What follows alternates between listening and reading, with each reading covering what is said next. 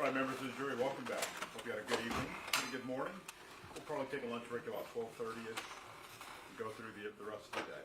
All right, well, we last off, we were in direct. Yes, sir. All right. And good morning to you. Good morning. When we concluded yesterday, we were playing Officer Villalobos' video. Yes. I want to go back to this video, and for the record, Your Honor, approximately we are at timestamp 01:49:57. We will publish from there. That's fine. You're done. That's fine. They're already watchers, man. They're watching us. I know, they already do. So it's like they pushed them toward my door down and shut the light in the building and then I opened it up. That's fine. All right.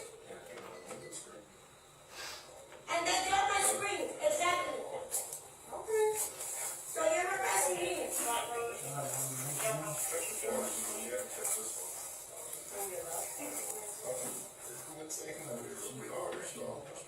Wait, Alternative Flores, that's what it is. Are you gonna make things more difficult, or are you just... No, I didn't make them difficult. Do you have a warrant, Sergeant Flores? Do you have a warrant? I'm asking you, are you gonna come out for us? Do you have a warrant? I'm gonna negotiate. No, do you have a warrant? No, we don't, and we Okay, support. so you can't come in. You assaulted one of my officers? No, I didn't. They assaulted me. So, I'm gonna ask you one last time. Are you They gonna assaulted make me. things more complicated? They assaulted Okay, me. that's my answer. They assaulted me.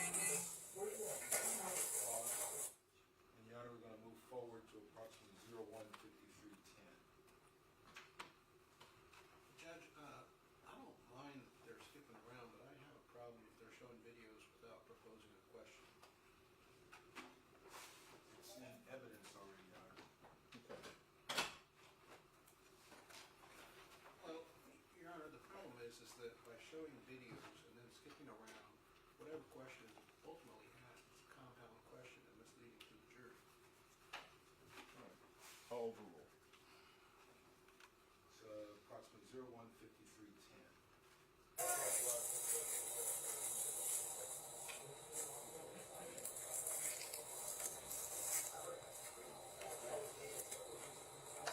She almost threw out.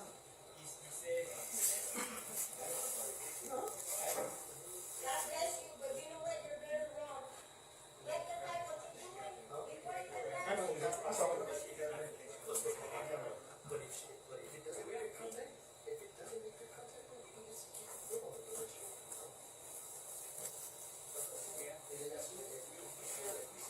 coming out of my door, you're throwing the door down without a warrant. That's a disrespect. Yeah, you threw something at one of our officers. After he Yeah, that makes sense. You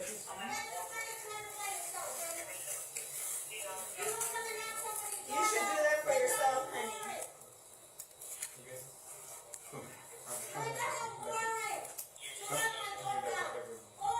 Dude, I don't know. There's one in there, right? So guys, oh, yeah.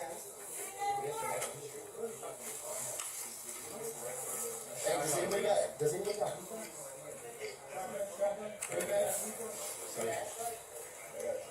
Sorry, got it.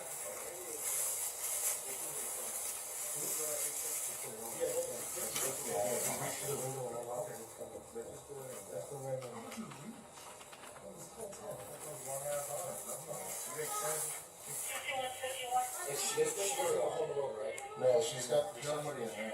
Yeah, she's ready to fight though. She came right at me. So, And that last statement, she's ready to fight though she came right at me. You recognize that voice? I think that was Villalobos. And from your knowledge of the video, what was he referring to about she came right at me? It was when he was unlocking the door. She came toward the window.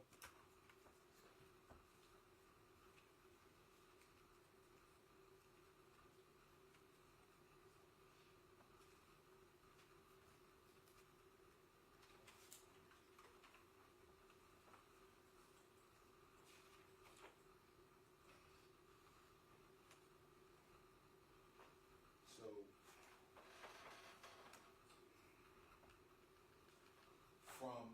were the officers, once Officer Villalobos crossed into the patio, what officers had the best viewpoint of him? Officer Salinas and Thompson. Which Salinas? Maria Salinas, I'm sorry. And, Your Honor, I would this time move to publish what has already been admitted to evidence is Officer Maria Salinas' body cam as admitted as State's Exhibit 10. It's also been admitted under defense numbers I can't recall specifically. Yes.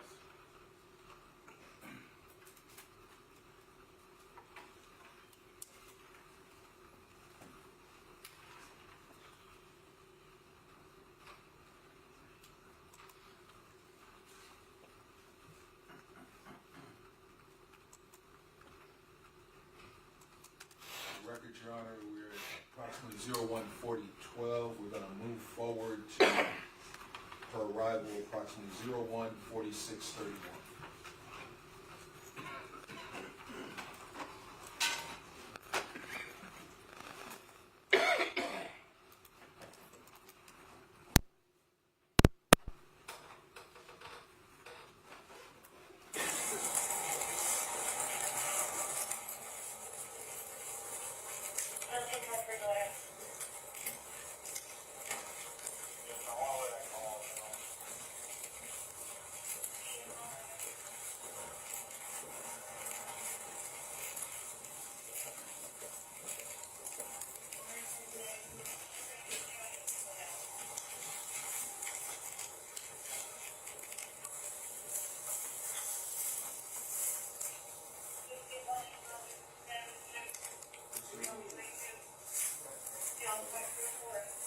Melissa, come talk to us.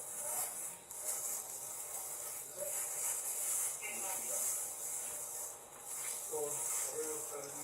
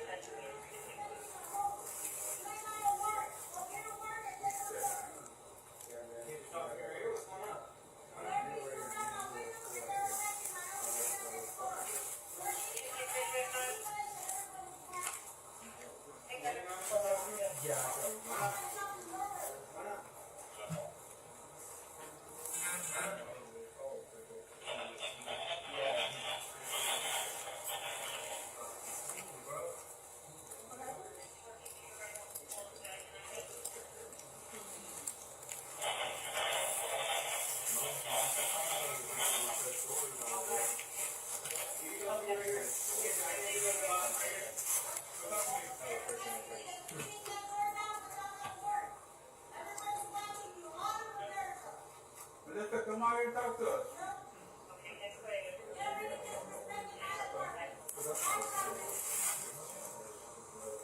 No, you said that maybe to the going in there, I don't want to talk to. Okay. Opinion there. We try to get here and give him the hammer. Actually, yeah, I'm gonna.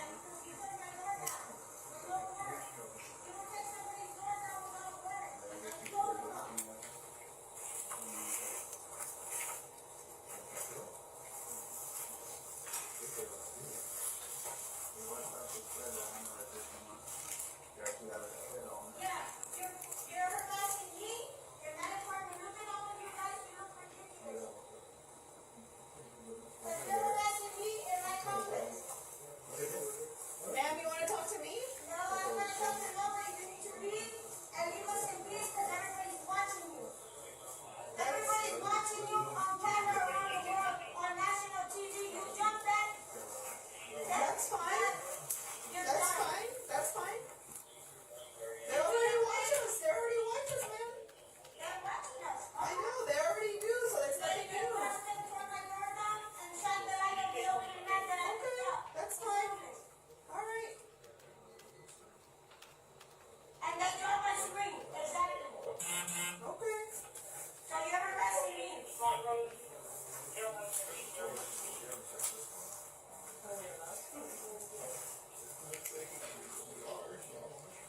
Yeah, I'm starting Flores, that's what we.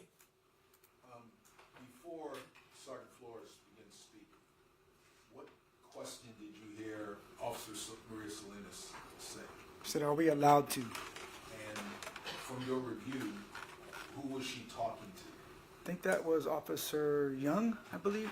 Objection, objection to speculation. All right, so if you don't have personal knowledge, you can say that, and if you Okay. have, Yeah, I'm not 100% sure. I'm not know for sure. Are you gonna make things more difficult, or are you just How gonna? do you make them difficult? Do you have a warrant, Sergeant Flores? Do you have a warrant? I'm asking you, are you gonna come out for us, or are you Do gonna? you have a warrant? I'm not here to negotiate. No, If you do don't you say more. have a warrant? No, we don't, and we don't need a Okay, warrant. so you can't come in. You assaulted one of my officers, we No, gotta I bring you didn't. there. They assaulted me. So, I'm gonna ask you one last time, are you gonna make things more complicated?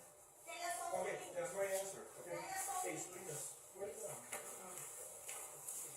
They assaulted me. The hammer said the hammer. They assaulted me.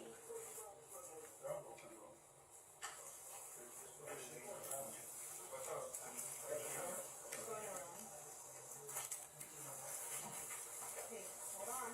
They're getting the maintenance done.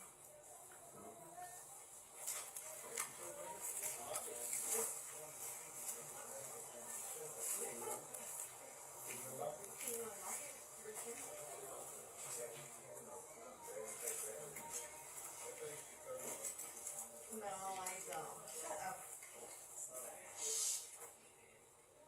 Oh, you can't.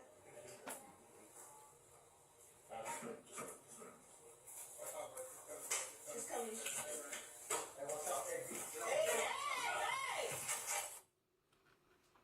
Now, for the record, Your Honor, I paused at 01:51:58. What, from the video, what happened that caused several officers to scream, hey, hey? What happened? Yes, Melissa's coming back from the room when she was with Mr. Santos, and she comes into view, and they're telling Vela Bose, watch out. All right. And we are paused at 01:51:58. Where is Officer Villalobos in this frame? He is at the patio door, and he has his foot holding the door. All right. Can you see beyond the television? Can you see Melissa Perez at all from this frame? No, I can't, not in this frame. And the jury's heard some evidence and testimony. Have you worn a body camera in your career? Yes, I have. All right. Does a body camera capture everything that your eyes see? No, sometimes it'll miss certain things. I mean, but yeah, yes, you're right. It'll capture everything that our eyes might not see, our brain might not capture Well, in fast, real time. well, but there are obvious things like if you're facing the front and you turn your head to the side, the body cam's not going to capture what you see. Exactly. Yes, sir. Generally, about how far below your eyes do most officers wear the camera? Oh, I'd say anywhere, I don't know, 15 inches, 20 inches maybe. I don't know. It's a guess. All right. So, in general, does it capture, if you're looking ahead, does it capture? Yes, it does. Yes, sir. So, can you see Melissa Perez anywhere in this I'd like to frame take the witness at on board. 1:51:58? I'd like to take the witness on the door. all right. You can answer that first, and then. Okay, can you repeat that question? Do you see Melissa Perez anywhere in this frame at 01:51:58 hours after several officers had yelled, hey, hey? No, I don't see her, no. Okay, you can take her on board. Yes, you have not conducted any experiments on my client's body camera, Eleazar Alejandro, and whether or not he's able to see certain things that his body camera fails to capture, have you? I haven't done any experiments, no, sir. And in fact, in your prosecution guide, you falsely stated that he could not see inside the apartment at the moment he fired his shots, correct? No, I don't recall saying that. You don't recall, but if he did say Yeah. that and I could show it to you, would you agree that Okay. that's not true? Well, I'd like to see it. Sure. Yeah.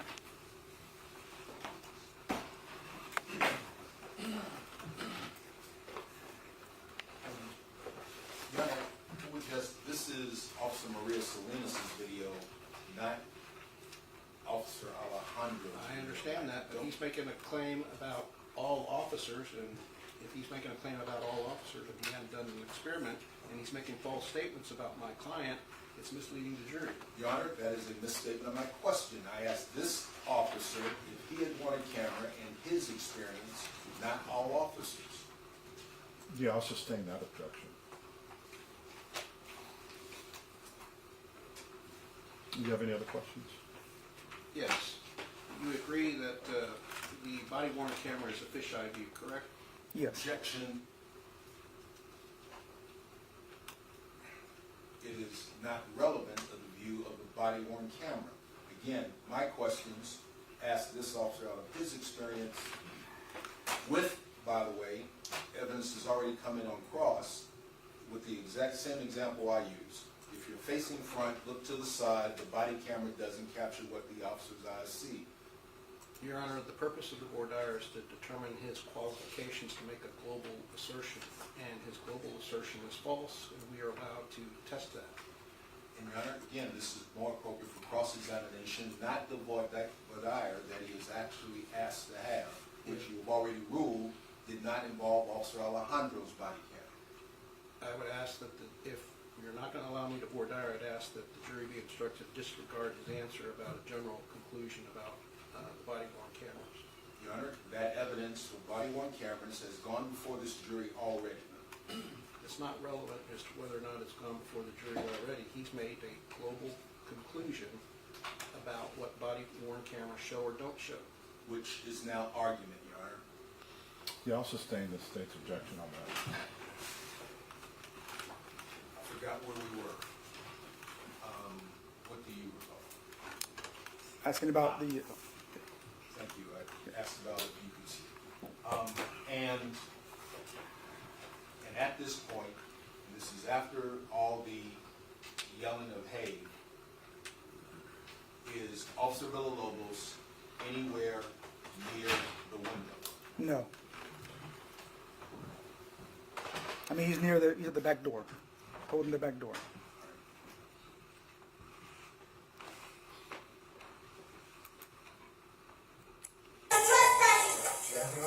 Yes, You're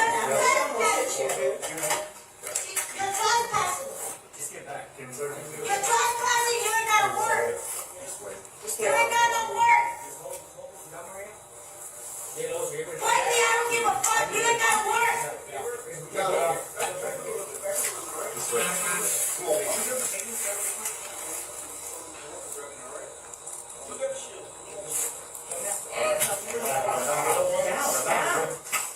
You ain't got no work, and you're harassing me, and I don't.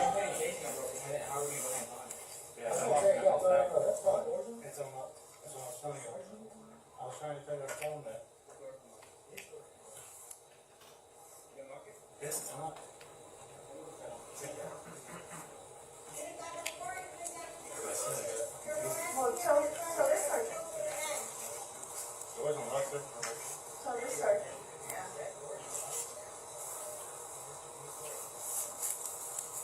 Take my door down the floor.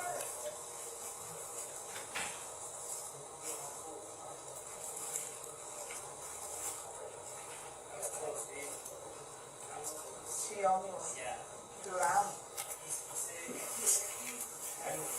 Huh? God bless you, but you know what, you're very wrong. Rectify what you're doing before you embarrass yourself again.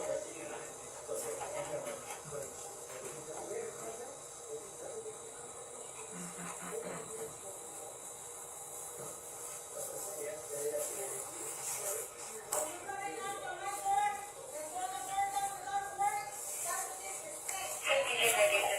Yeah, she threw something at one of our officers. After he, not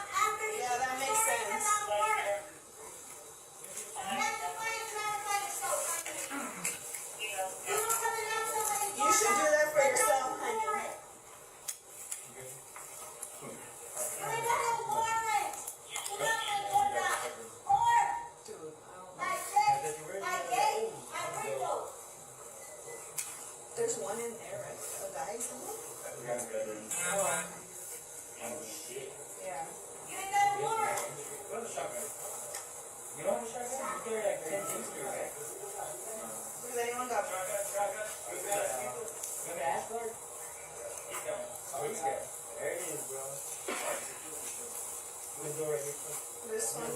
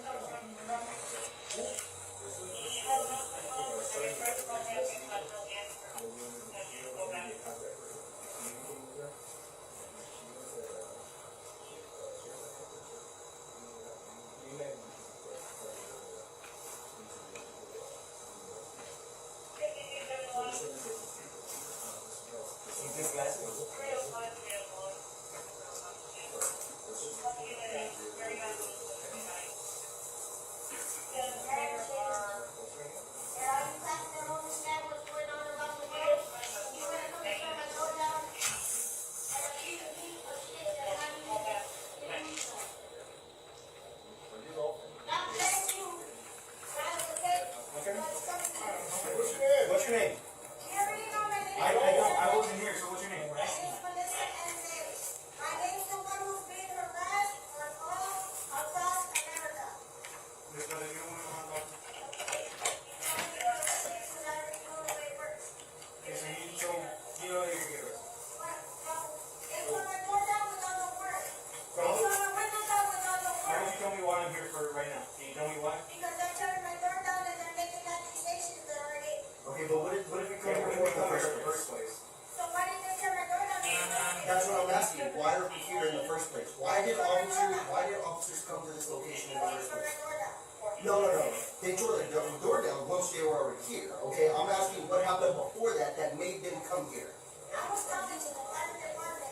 Okay, But all I right. can't Okay, two officers take a picture. okay, I feel like I have for the TV. okay. And I'm not having to rearrest all Yeah. So let me talk to you about this, okay? No matter what happened, okay? Whether they kicked the door in, whatever happened, okay? No, but listen. I don't, but listen. But listen, okay? It doesn't negate the fact. It doesn't negate the fact. Okay. Listen to me what I'm telling you. I heard what you had to say. I'm getting harassed by every man that I picked up from the streets. Okay? So if you're getting harassed out there, why didn't you pick them up from the street? I'm getting harassed by police. So they pick my door down and knock my pictures on. I still hear that.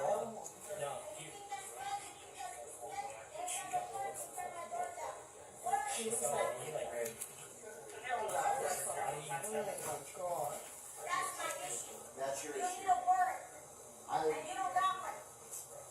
think you're a little bit wrong on that, but I think I'm very right on that. I know my law. I don't think you do, but. I know my law. Okay, what section of the law is that? What section of the law? Yeah, go What ahead. section of my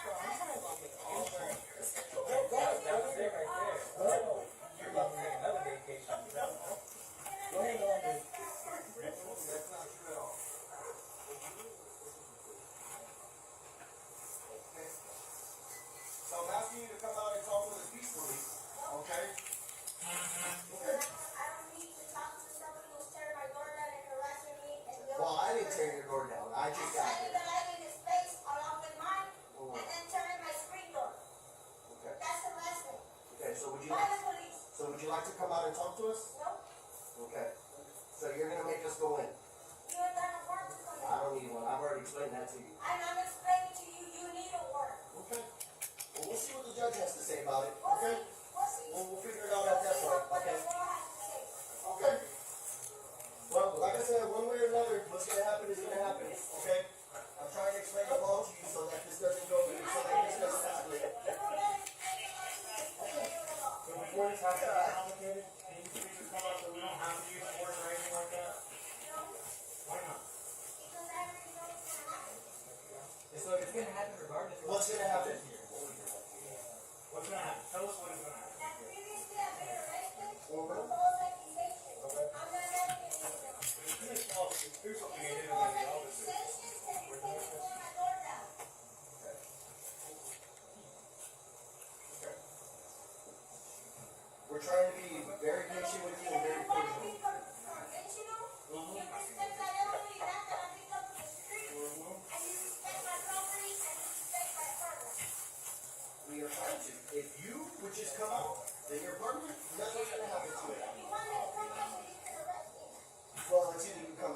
arrest you or we know when we arrest you. Well, I'm not, You okay? Where'd she get you? I'm not going that way, I'm not going for 10 days again. It was that, For right? false accusations. Because I could have done that 3 times.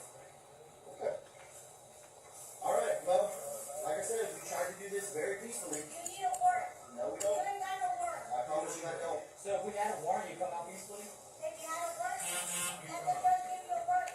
Okay, so hold on. Hypothetically, if we had a warrant, would You you? need a warrant, don't act stupid. That's what I'm saying. What if we had one? Would you come outside? You don't have a warrant. Okay, but if we had one, would you? If you had a warrant for what? I, If oh, you for the had a work, I warrant understand. for what? So now, Exactly. You don't even know for what. does it For matter? what? And a warrant for what? Explain to me, you're the officer, right? Hey, You know the law, right? You seem to know more than me, but you tell me what the warrant is. No, you're the one who's harassing me, so you tell me what the law is. just got here. I just Yeah, got here. look, hey, we're just trying to help you. You're not helping me because you're harassing me. How are we harassing?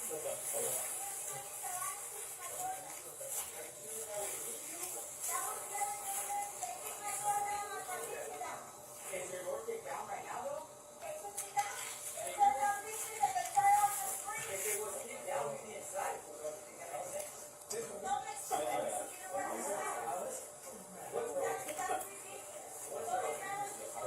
I'm asking you, you know, I just.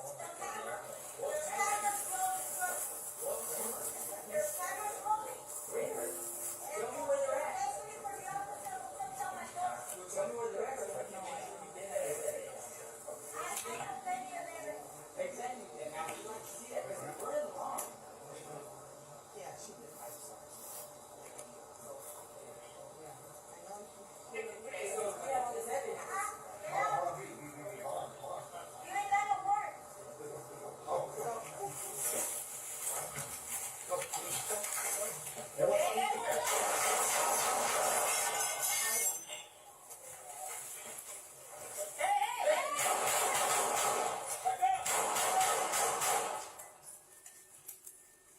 She's down, she's hit, I know she's hit.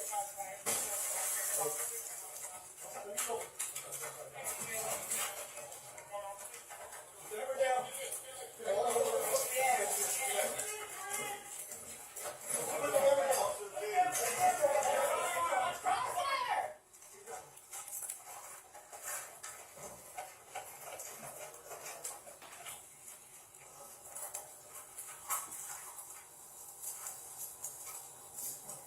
Okay? Yeah, I'm good.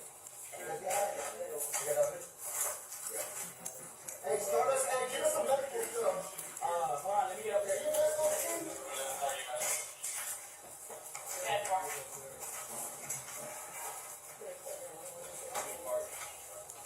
I think it was 2 fire. I didn't fire. I think it was 2 fire. I did start. I think you did. Alfred, you fired? Alfred. Hey, bro, just come I'm sorry, Jay. Ask him. Alfred, you fired? Yes, he shot.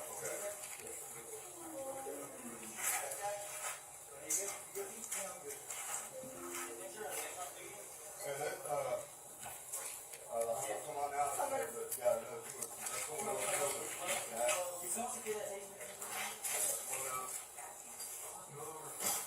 Right here, I got one right here. Top of the back. Might have to get a chest or something like that. Is that your teacher? Grab it. Grab it. Hey, dude, give me those scissors. Here.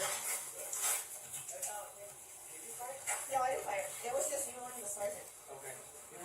Yes. I'm gonna listen to my car start. That work? And for the record, Your Honor, we pause at 020415. This exchange, once it was identified that Officer Alejandro fired, what is Officer Maria Salinas doing at this point? At that point, usually when there's a officer involved shooting, they sequester. They'll take the officer who was involved in the shooting, and they'll have him paired with another officer, and they'll sequester them from everybody else until they make arrangements to make their statement. And so she's his escort? Yes, sir.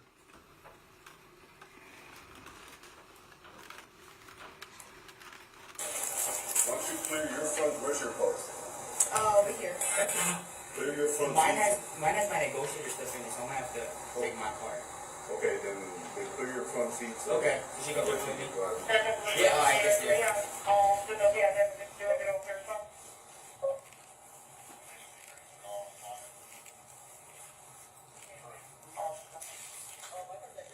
Okay,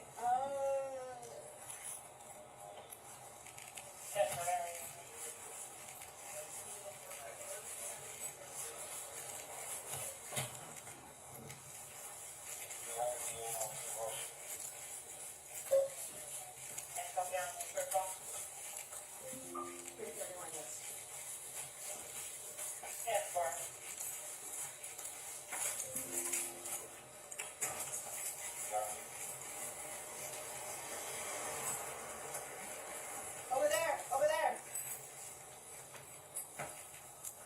You want to bring your stuff over here? Yeah. You want me to move my, over there? Yeah, let me move it up to you. I can move it. You don't have to Are you move gonna get back there? Your car back there? it. No, it's over there. Okay. Do you want me to move? Are you? Oh, you can just bring your stuff. Whatever you want. Yeah, let me just get my stuff out of here and then you can bring it right back here. You alright?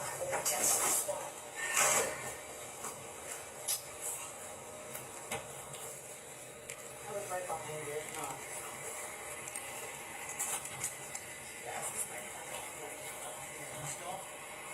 Do I need to turn off, right? Okay. What was that last statement Officer Alejandro made before they moved to the passenger side of the car? He said, there goes my chances at SWAT.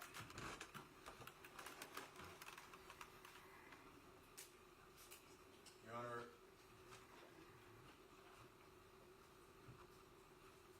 the state would move to publish what has already been admitted into evidence as State's Exhibit 1, the body-worn camera footage of Sergeant Alfred Flores. Okay.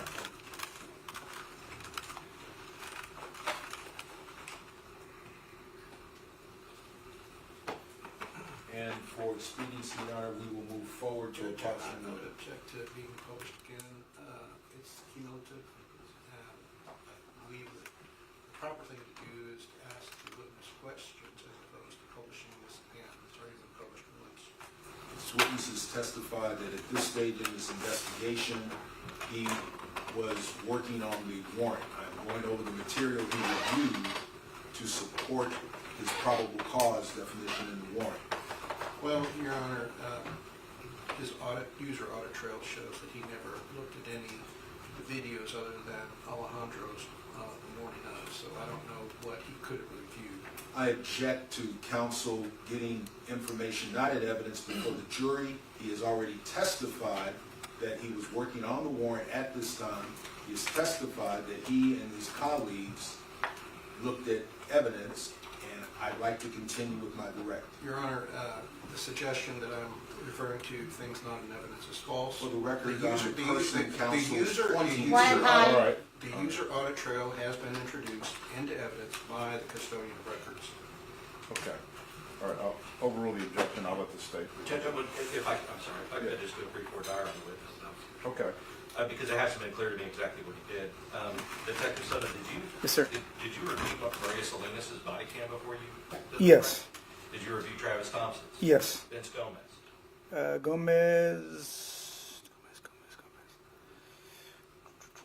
Gomez was, I'm not sure about Gomez, no. Did you review Jonathan Salinas? Yes. Did you review Officer Rojas? Rojas, yes. Did you review Dallin Youngs? Dallin Youngs, no, I don't think I did his. I mean, because we're talking about that's probably about 8 hours of body cam. So when you say you Well, reviewed it, you watched. Of the incident, I'm watching mainly the incident when they got there. Okay. I'm not watching prior stuff before that. Okay, so what you did was you reviewed basically the 12 minutes, because these officers were there about like 12 to 18 minutes before. Yeah, it's about that window that when they got there. So Yes, you sir. only reviewed that part of each of the body cams that we've mentioned. I can't tell you exactly what I reviewed, but that's the general major portions that I did review, yes, sir. That led up to the incident. Well, when you say you can't tell exactly what you reviewed, that's kind of Okay, yes, sir. I reviewed what I needed to review to get probable cause in the case. Well, that's debatable, but, Yes, sir. as far as, and this really is not my cross, I'm just trying to figure out right now and just establish for the record exactly what you looked at. So all of those officers I named, you can testify under oath that you Yes. looked at Yes, least the portion that contained the incident. Yes, sir. The three defendants, Thompson, Maria Salinas, those are the main ones I looked at, and Salinas, Jonathan Salinas, and then I believe Rojas. Well, he was the first officer there, right? Rojas. So Rojas yes, was the Rojas, yes. Ramos was the And second. Ramos was second. I remember reviewing Ramos's also. Okay, so Yes. did you review those videos on with your access code or your No, your user? I did not, sir. No.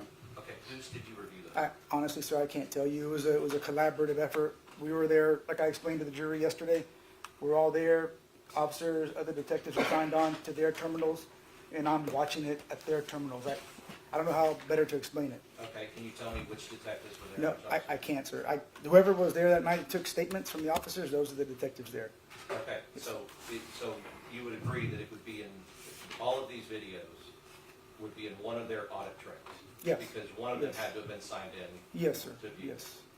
And the people that were there were the people that took statements from the officers, like Detective Platt, it looked like Detective Carrion was there, Carry on.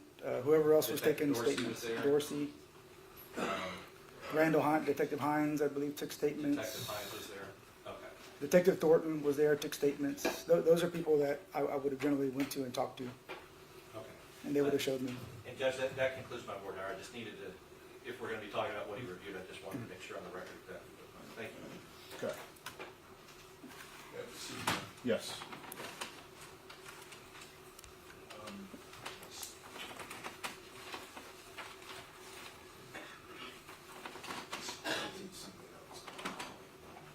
Yeah, and again, 014808.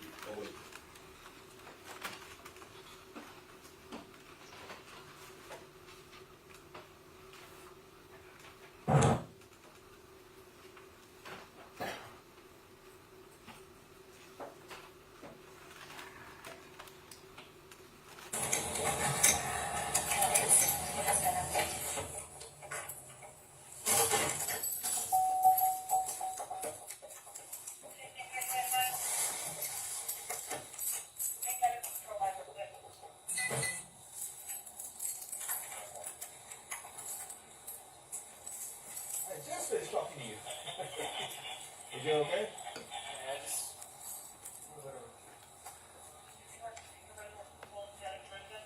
some writing and some shading of the glass. Like one of those candles, those glass candles.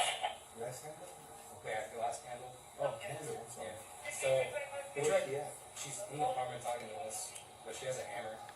We tried to go inside to have her handle her the state jail and mischief. So when I pushed the screen in, she came at me with the hammer, put on my gun. She grabbed the glass and threw it, hit me in the arm. And so I just backed up. She just, we never became in the apartment, just talking to her. Okay, so she has a hammer in her hand? Okay. Where's she get front door to her apartment? Still here? Yeah, it's gonna be in this locker right here. Melissa and I tried kicking in, she barricaded with a chair. So that's why we went around to go through the screen door. Okay.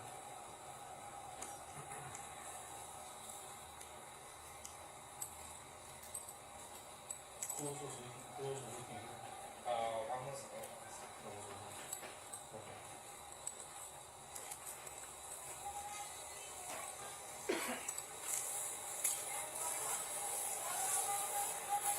Okay, where is she at? Where's that candle that you to? To the front? no, it's up there on the document. Okay. Okay. So we're doing this all appeal.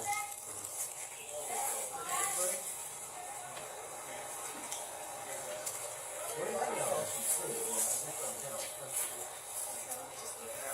at? Just for GP. Where's that's up over there, right? Yeah. What's that mean? She's got all her windows open.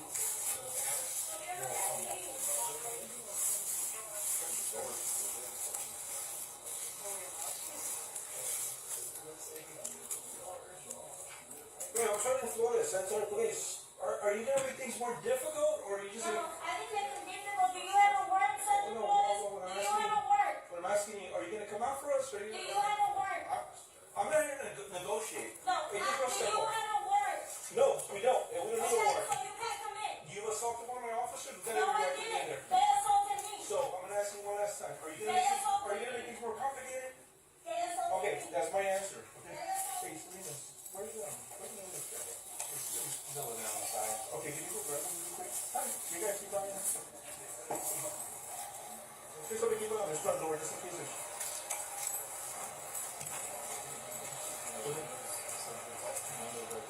Yeah. One person that's in there is a old man named that's veteran. Oh, there's somebody else in there? Yeah, this old man. Okay, what about the street? They're all the screen windows. Okay. They're not glasses and down. So We can go in there. Yes. Okay, gotcha. Yeah, let me talk to the names here really fast. Just keep on over where we kind of hold it down.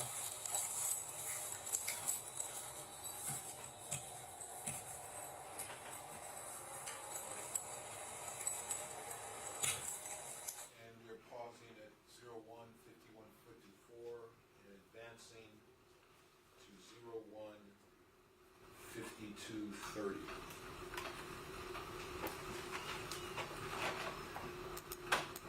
What's the show with us? What else show with us? Friends of this?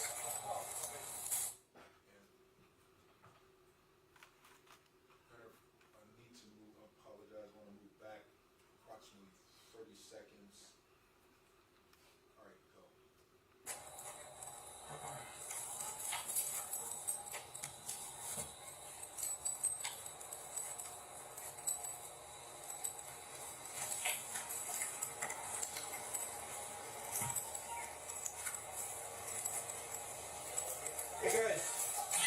Hey guys, do me a favor.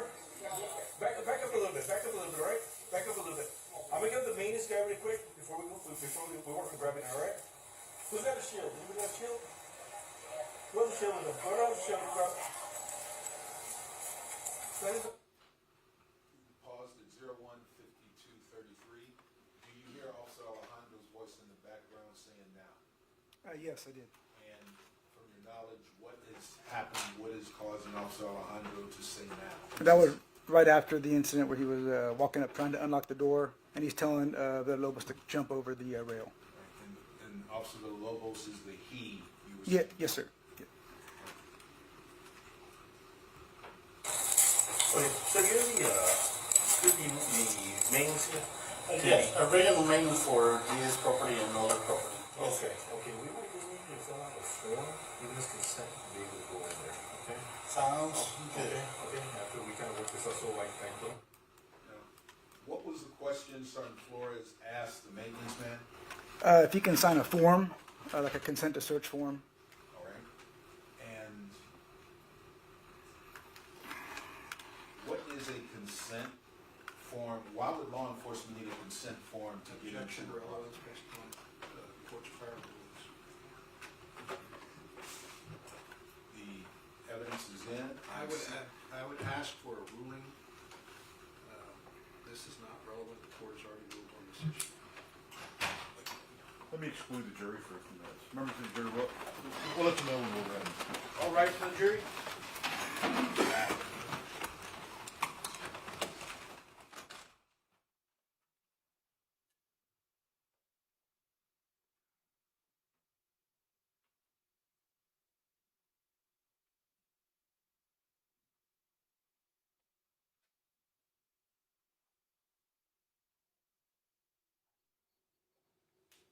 Please be seated. All right, so,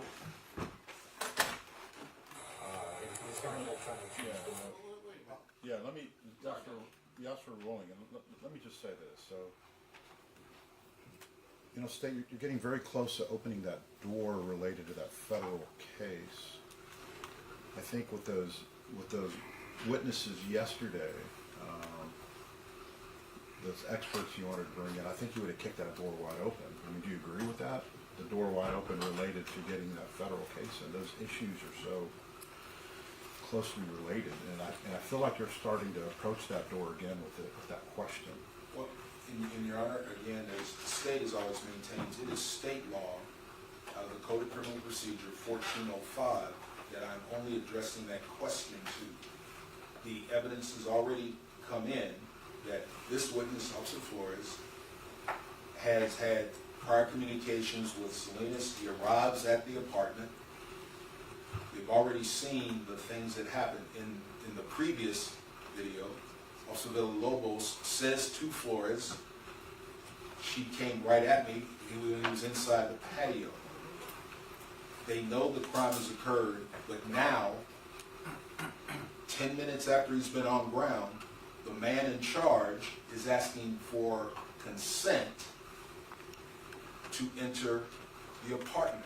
It goes to his state of mind at the time, and again, it is all supported by Texas state law, which is applicable, which is what this jury will have to consider. So what the jury has to consider is, were the officer's actions reasonable? Yes, sir. I mean, that's it. Yes, sir. So the other stuff, you're knocking on doors that you wanted to keep certain things out, and I just feel like if you're going to be focused on the consent to search issue, that's going to open that door up even further. And Your Honor, I will just let the evidence speak, and I will not. It is not the intent to do that. I will let the evidence speak, Judge. Okay. All right. Then I would ask that I'll sustain the the jury be instructed to disregard the question. Okay. I'll give him that instruction. Hey, Judge, if I may just put on the record, just so where we are at this point in the trial, I think with the testimony of Ms. Nieto yesterday, I think what's important about that, and I'm just continuing with this because I don't know if you're going to make a ruling on a matter of law, but I think what she established as well is that this person was unpredictable, was violent, and all of those things can go into, as we talked about, the objective exigency that they would have to go in because there was another person there.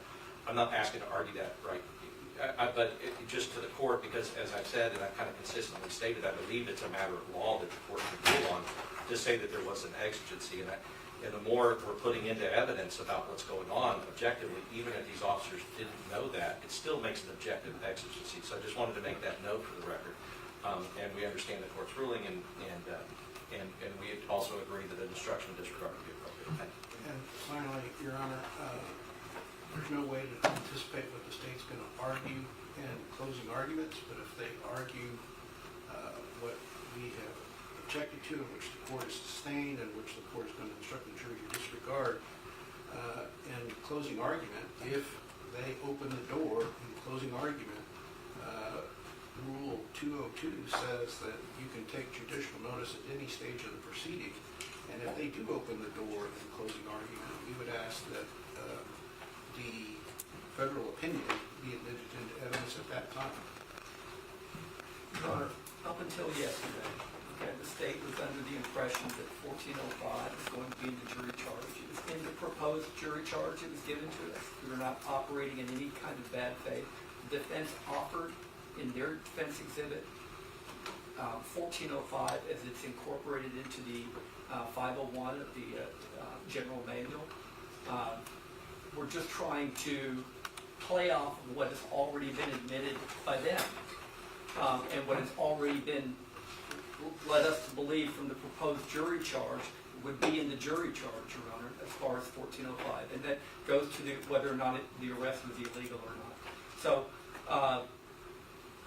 we want to follow the court's rules, but we got to know what they are. We just got to know what they are. I'm gonna give you an updated jury charge now, and again, it's very preliminary, right? Because we don't know what the evidence is going to show. This is just guides to assist y'all, But I just need to caution both sides again. I mean, you have to stay into what the ultimate question here is: did these officers commit these offenses that are alleged against them? The other stuff is going to cause some issues in this trial. We want to avoid that. We want to make sure that we try this thing one time. Yes, sir. All right, so let me print out as our deputy gets the jurors. I'll print out 2 more copies. Update. Yes, sir. And we'll continue to update these things. Yes, sir.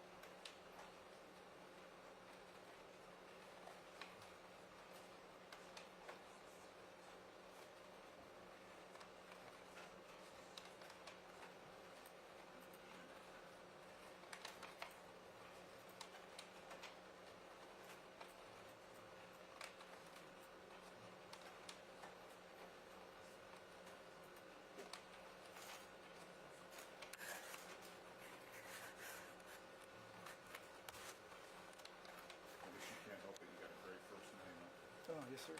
Yeah. Two good names right there. You know what it means? I think, you can't quote me, but I think it means Mike. We can do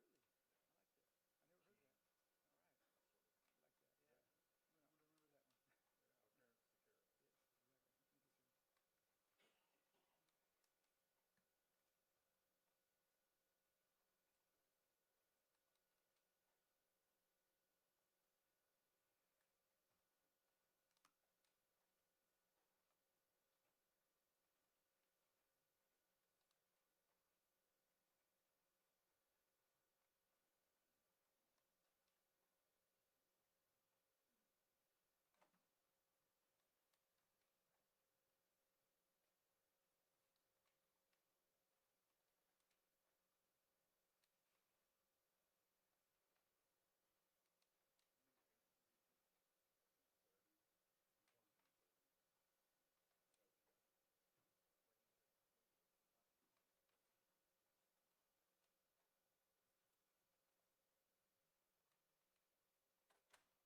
violated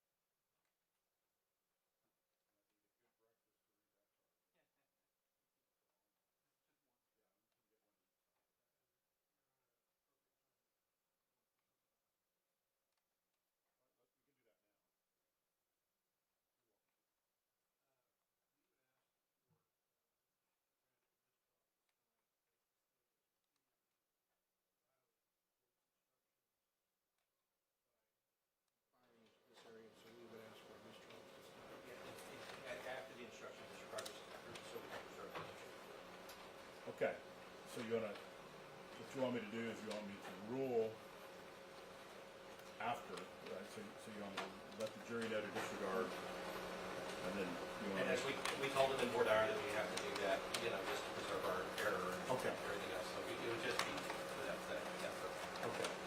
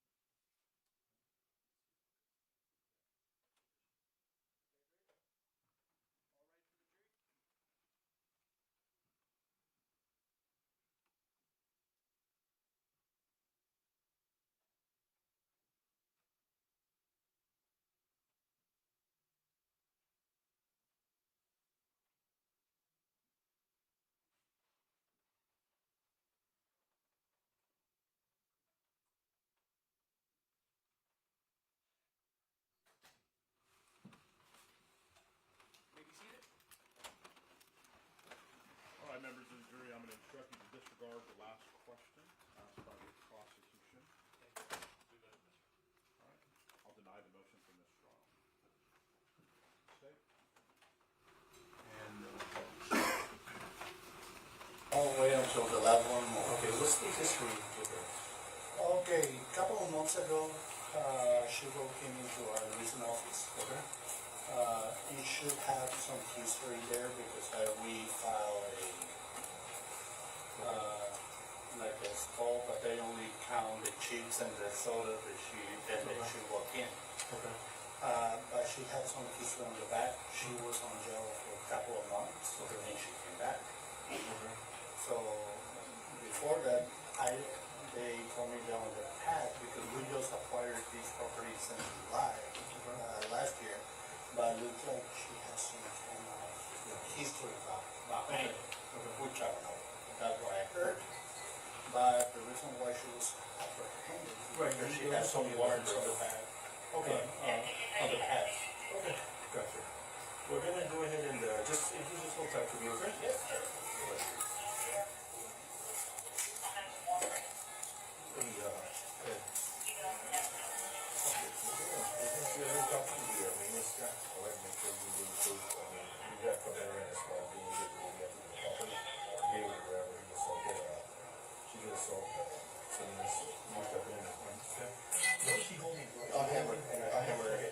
So this door is open. Right. Does anybody have this vehicle with you guys? I mean, we can see just through the window and then just let's get the door if it makes good contact. Does anybody have a rifle or that's the Hey, does anybody got feedback? shotgun? Feedback? I got shotgun. Sarge got it. Okay. Which one is whose door is this? This one. Yes, This one. Yeah, he reached to the window and unlocked it. Let's just do it and that's one right How now. did you reach? Well, he's tall as hell. Let's wait for her home alone, right? No, she's got. Yeah, she made it fight though. She came right at me. So let's wait for Sergeant to get his less lethal. We'll go in with shields or maybe a contact person can keep communicating with her. And if she has that, if she has that hammer, start we do what we have to do. But hopefully we can get Sergeant to use his less lethal being ready to answer. So this one is open for sure. We're gonna start this one. Alright. This one's actually the other one. So yeah, that one will shotgun. Does he have a key? He said he did want to get one. Sir. Do you have a key over here? I need to go to the leasing office and see if I have a copy of that key. Oh, I'll be here in okay. 5 minutes. Well, we just have to get the door open, and maybe put us a little bit more of a danger. Open keys, right? To be able to find it? I just need to open, remove the alarm, get the, look on the list, what's the key, and get the key for you. That's it. Okay. If that You is. go grab it. You go grab it. Yeah, okay. Go ahead.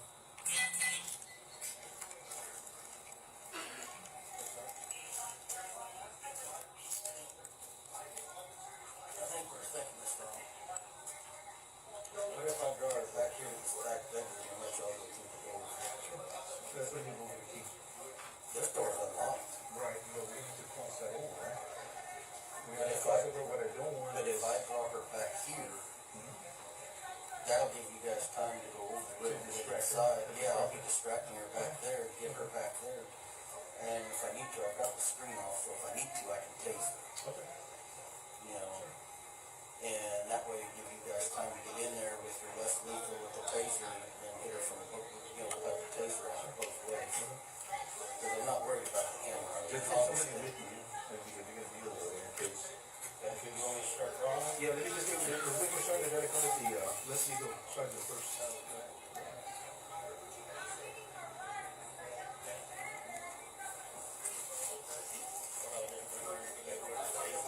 If she stays over here, you might start to go over again, okay?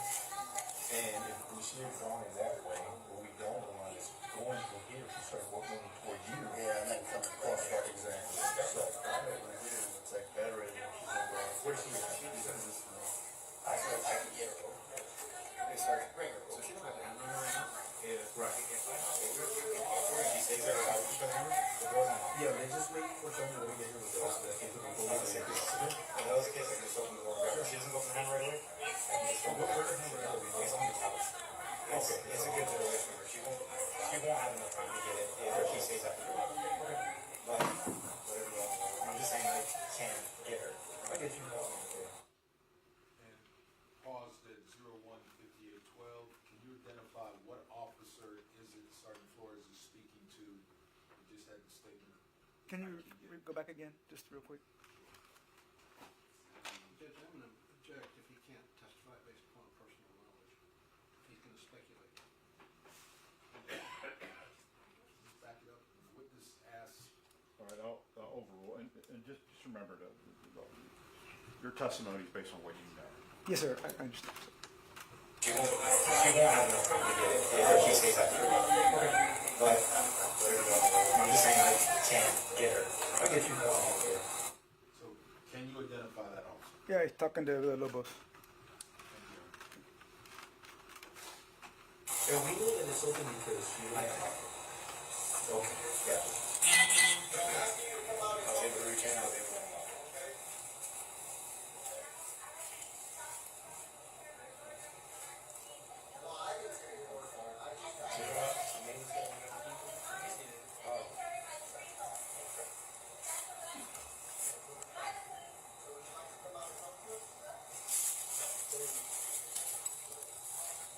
Hey there. So that's what you do. The hammer is on the sofa to the side. The door open. One door's open. You'll be able to start. Just open the doors and you'll be able to reach there. Alright? With the window through here. That's exactly right there. Sounds good.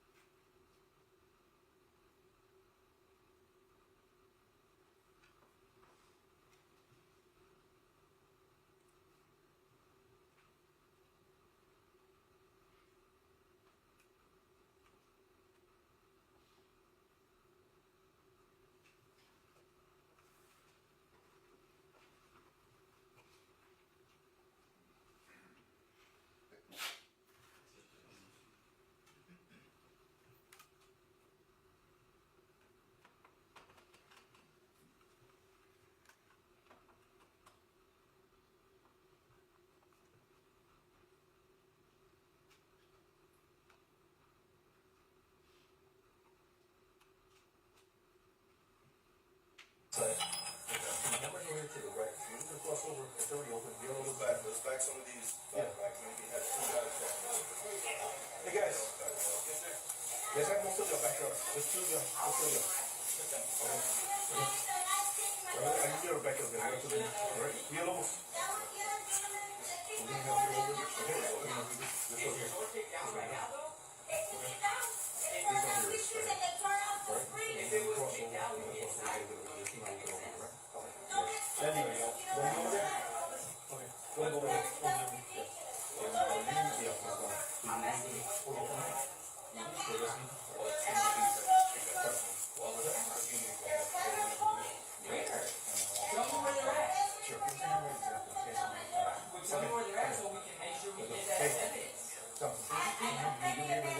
Exactly, and now we like to see that because we're in the wrong.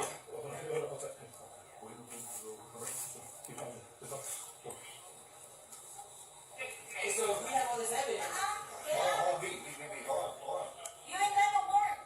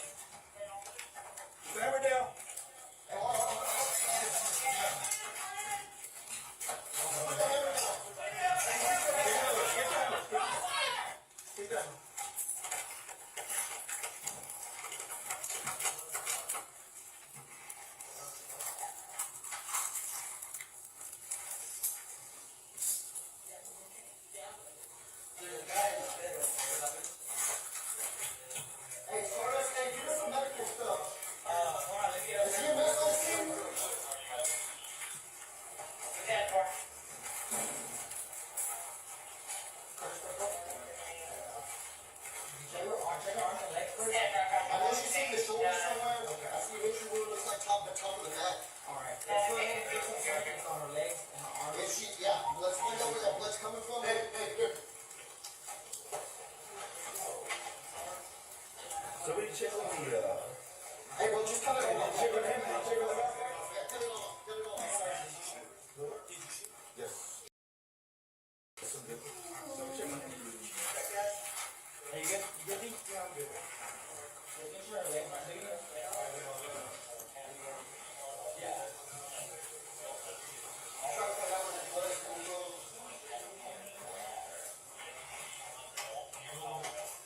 Right here, I got one right here. Top of that. Something like that. He's getting stuck, I don't know from one. Hey, Pete, give me those scissors. Here. Okay, we know where we are. So, but in the middle of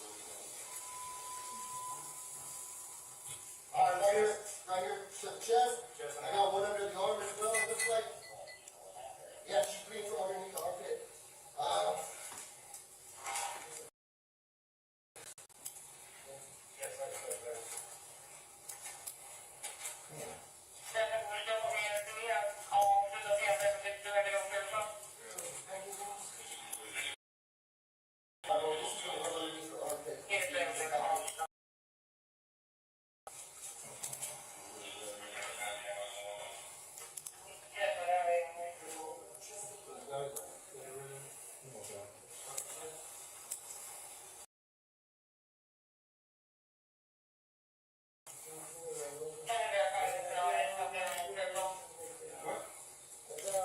This is gonna come underneath the armpit.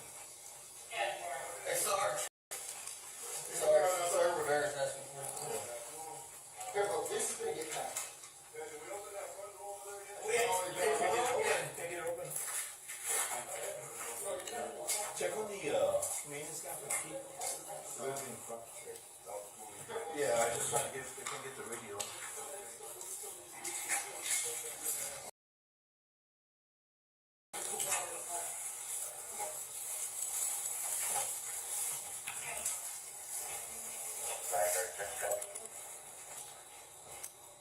Dispatch is already ready to go out.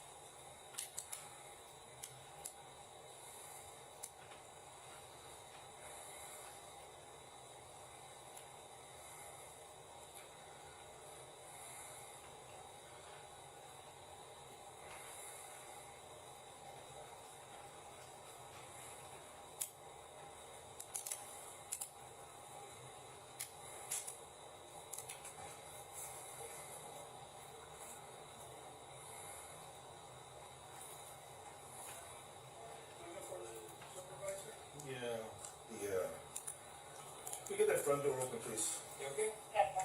No, yeah, I'm good. Just gonna get my radio back away.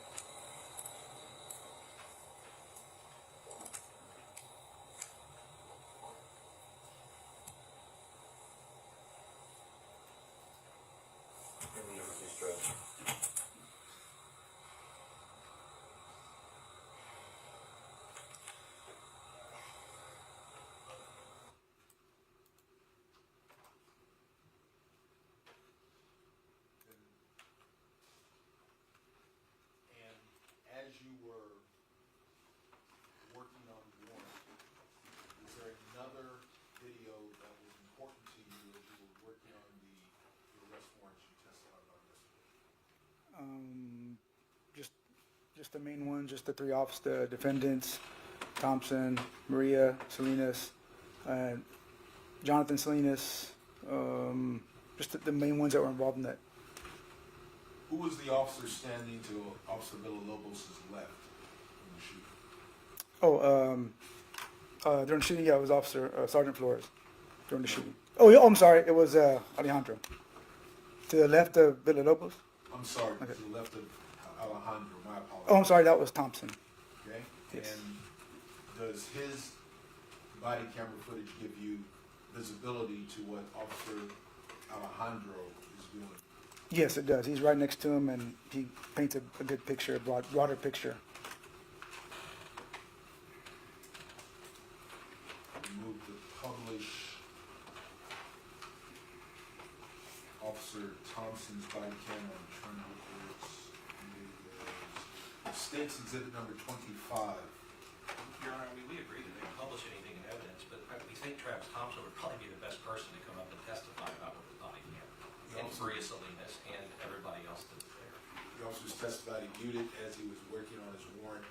At this stage of his investigation, I'm just presenting the evidence that was. Well, Your Honor, they haven't documented it in his prosecution guide when he did those videos, and the prosecution guide suggests otherwise, that he only looked at 3 videos. Object to the speaking objections, Your Honor, and witnesses testified what he looked forward to do. All right, so I'll overrule the objections and you can proceed.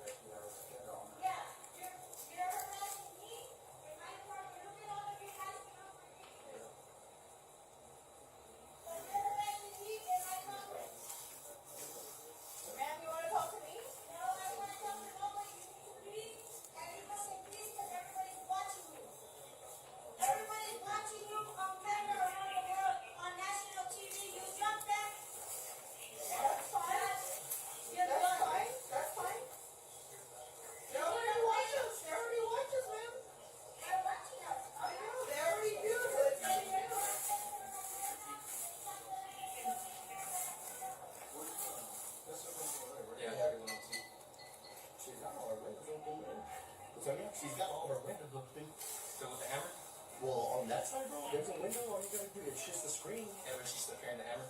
Yeah, freaking taser, bro. Walk in there and taser. She already assaulted somebody, it's a felony offense. Guarantee you can sneak through that window, bro, and fucking walk in there. Hit her with a taser real quick.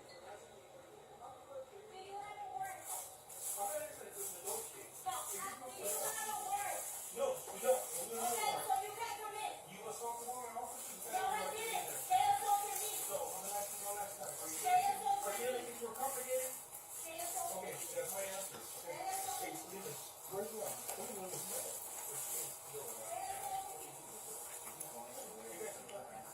That's what I'm saying, that window. Hey, she's going around. Hey, just watch out, she's coming around right here.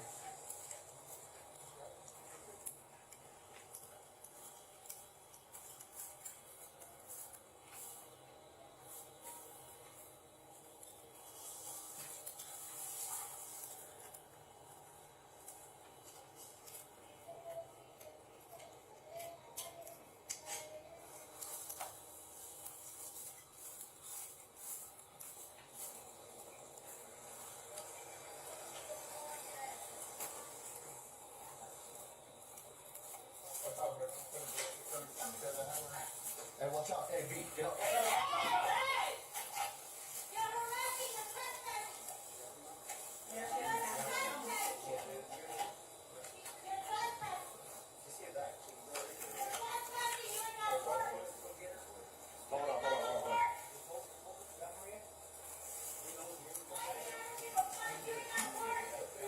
No, no. Come on, B.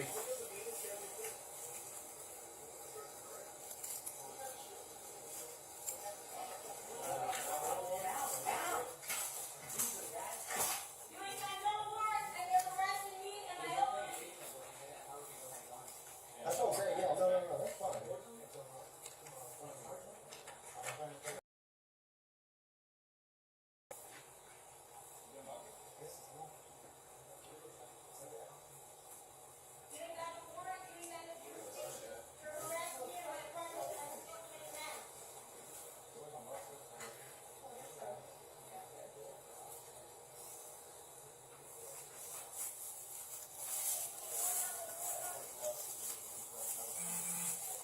There's a window also on the side, that's a back bedroom that she hasn't gone near. I mean, I've already got the screen off. Yeah, that would, the other one, she should get the screen off too. She's all around behind her.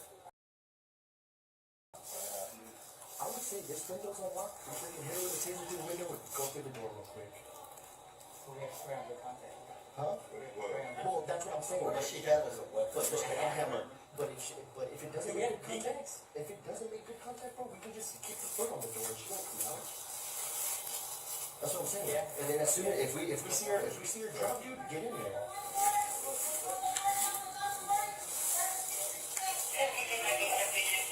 You threw something at one of our officers.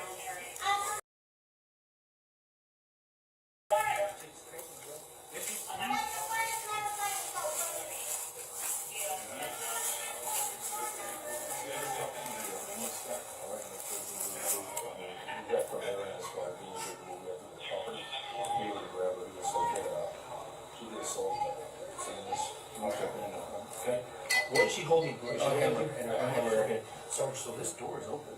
Right, does anybody have less lethal with you guys? I mean, we can taser through the window and then just bust through the door if it makes good contact. Does anybody have a rifle with less lethal? Hey, does anybody got it? Shotgun. Sarge got it. Which one? Who's door right here? This one. Yeah, yeah, he reached the window and then Let's just go in there. this one right here. How did you reach? No, he's tall as hell. And she was in the home alone, right? No, she's got. No, she didn't. It's a bedroom. Son, you gotta get his less lethal. We'll go into the shield, so we get contact person, keep communicating with her. She has that,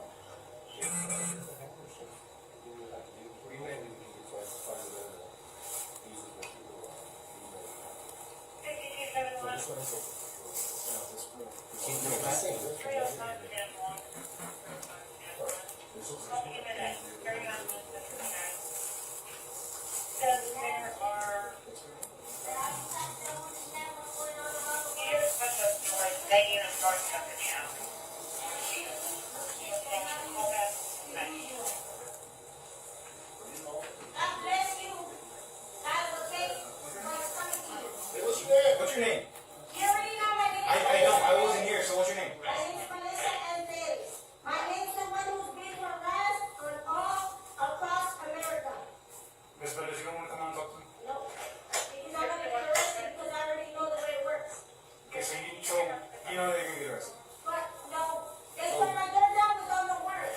So They how put would you? my window down without no Why don't warrant. you tell me why I'm here for right now? Can you tell me why? Because I'm turning my door down and they're making accusations that are in. Okay, but what did we come here for in the first place?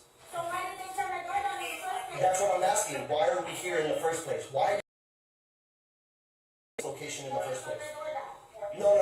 They tore the door down once they were already here. Okay, I'm asking what happened before that made them come here. I was talking to the fire department Okay, on all a right. confidential conversation. Okay, 2 officers came and disrespected me. okay, They tried to arrest me. Okay. Like they've done previously. okay. Okay, And I'm not having that pre-arrest false accusation again. okay. So let me talk to you about this, okay? No matter what happened, okay? Whether they kicked the door in, whatever happened, okay? That's a disrespect. No, but listen. You have a warrant. I know, but listen. You have a warrant to even be talking to me. But listen, okay? Listen to me. It doesn't As a negate the fact. citizen. It doesn't And negate the you fact. as a policeman. Okay. Listen to me what I'm telling you. I heard what you had to say. I'm being harassed with my elderly man that I picked up on the street. Okay. So if you're getting harassed by him, why did you pick him up from the No, street? I'm getting harassed by police. Because they kicked my door down and knocked my picture down from Jesus. Okay. Okay. And you think that's right? You think that's respect? They ain't got a warrant to turn my door down. Okay. Or my window. Okay. Or my screen. Okay. That's my issue. That's your You issue. need a warrant. I And you don't got one. think you're a little bit wrong on that, but I think I'm very right on that. I know my law. I don't think you do. But I know my law. okay, what section of the law is that? What section of the law? Yeah, go The ahead and tell section me. of my rights. Oh, the section of your rights. Okay. When you don't got a warrant, Okay. you cannot come in unless you got a warrant. That's not true at all. Okay. So I'm asking you to come out and talk with us peacefully. Okay. Okay. I don't need to talk to somebody who's tearing my door down and harassing me and Well, I didn't tear your door down. I just got standing here. the light in his face along with mine and then tearing my screen door. Okay. That's harassment. Okay. So would you Call like? the police. So would you like to come out and talk to us? No, Okay. So you're gonna make us go in. you don't got a warrant to come in. I don't need one. I've already explained that to you. And I'm explaining to you, you need a warrant. Okay. Well, we'll see what the judge has to say about it. Okay. What's he? We'll figure it out at that point. Okay. What the world has to say. Okay. Well, like I said, one way or another, what's gonna happen is gonna happen. Okay. I'm trying to explain the law to you so that this doesn't go, so that this doesn't escalate. You don't gotta explain it like you explain the law. So before this has to get complicated, can you please just come up so we don't have to use force or anything like that? No, Why not? because I already know what's gonna happen. So if it's gonna happen regardless. What's gonna happen? What's gonna happen? Tell us what is gonna happen. Like previously, I've been arrested for false accusations. Okay. I'm not having it anymore. This isn't false. You do something This you is did false on the officer. accusations because you came and tore my door down. Okay. Okay. We're trying to be very patient with you and very If you want to cordial. be conventional, Mhm. you respect that elderly man that I picked up on the street, Mhm. and you respect my property, and you respect my apartment. We are trying to. If you would just come out, then your apartment, nothing's gonna happen to it. You want me to come out so you can arrest me? Well, it's either you come out and we arrest you, or we go in and we arrest you. Well, I'm not, you know what? I'm not going that way. I'm not going 45 days again for false accusations because I've been there, done that 3 times. Okay.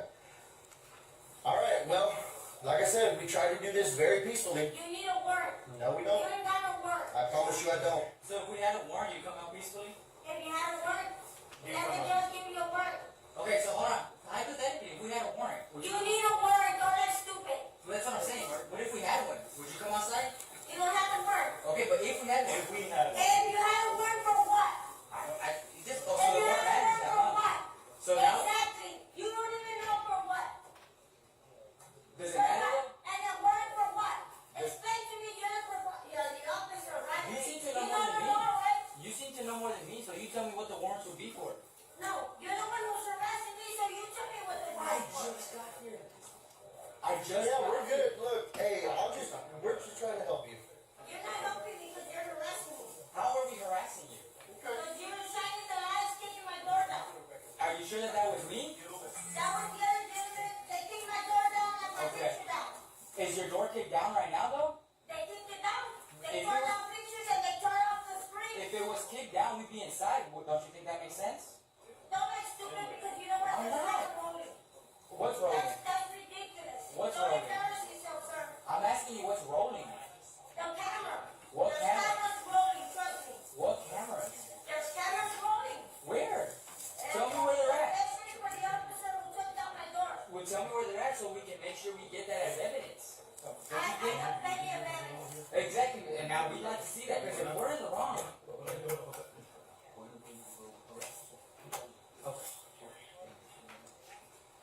Okay, so if we have all this evidence, Hold on, B, hold on. You ain't got no warrant. Oh, okay, watch out.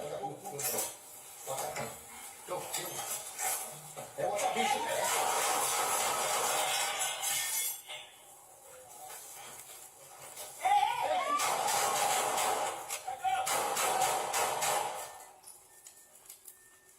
She's down, she's hit. I know she's hit.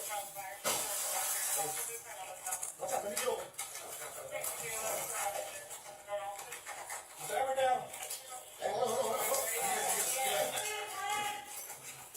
Put the hammer down. Hey, she's still got the hammer.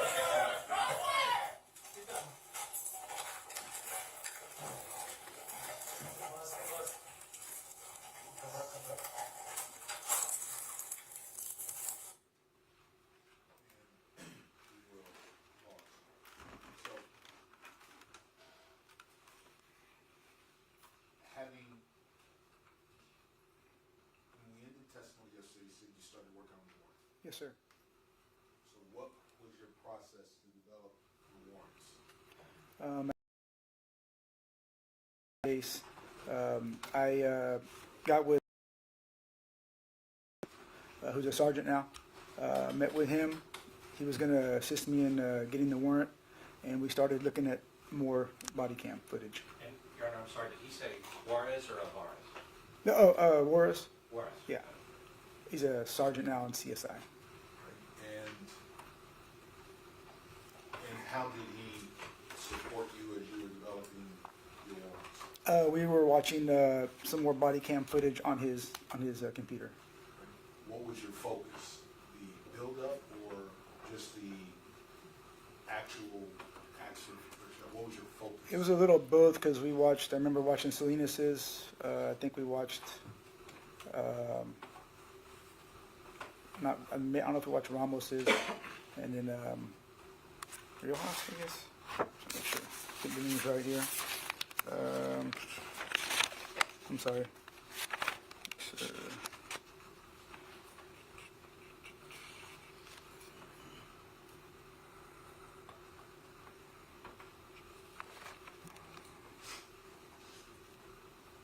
I think it was Rojas. Rojas was the first one on the scene, I believe. So Rojas, Salinas, and then the sergeant, and then a little bit of Thompson's. I think we watched little clips of that real quick. And that's how we were preparing after just kind of refreshing our memory. All right.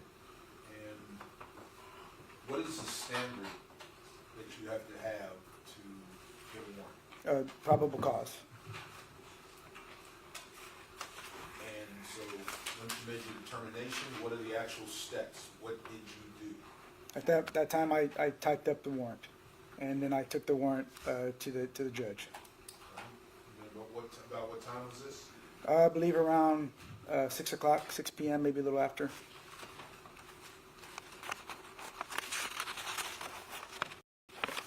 It's like 6:20, looks like it was signed.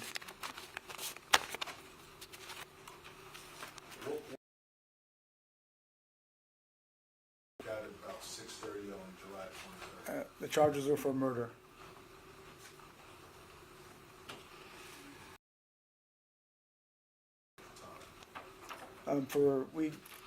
Because of the death of Miss Perez. At that time, did you know how many officers had fired? At the time, we knew 3 officers fired. Did you have the results of the autopsy at the time? I think there was a preliminary that there were 2 entry wounds into Miss Perez. Did you know which of the officers had fired the 2 rounds that resulted in the injury? No, sir. At that time, we didn't know which officers hit her.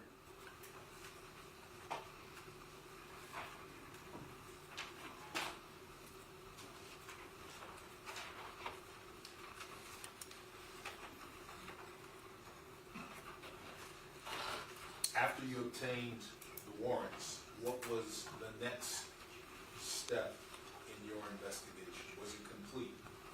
Oh, no, sir. No. Okay. What happened in the days after June 23rd, 2023 toward your investigation? Were you working on this on the 24th, 25th? On the next day, I was actually working on something else, another case, because I was getting ready, I think, if I'm not mistaken, a trial coming up. So I was kind of refreshing myself on another case.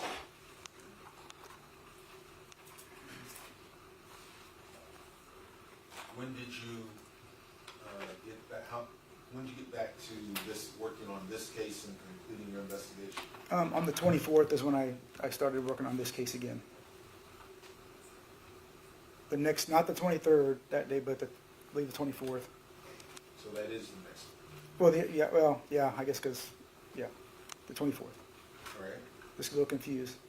Because we started early, close to the morning, so yeah.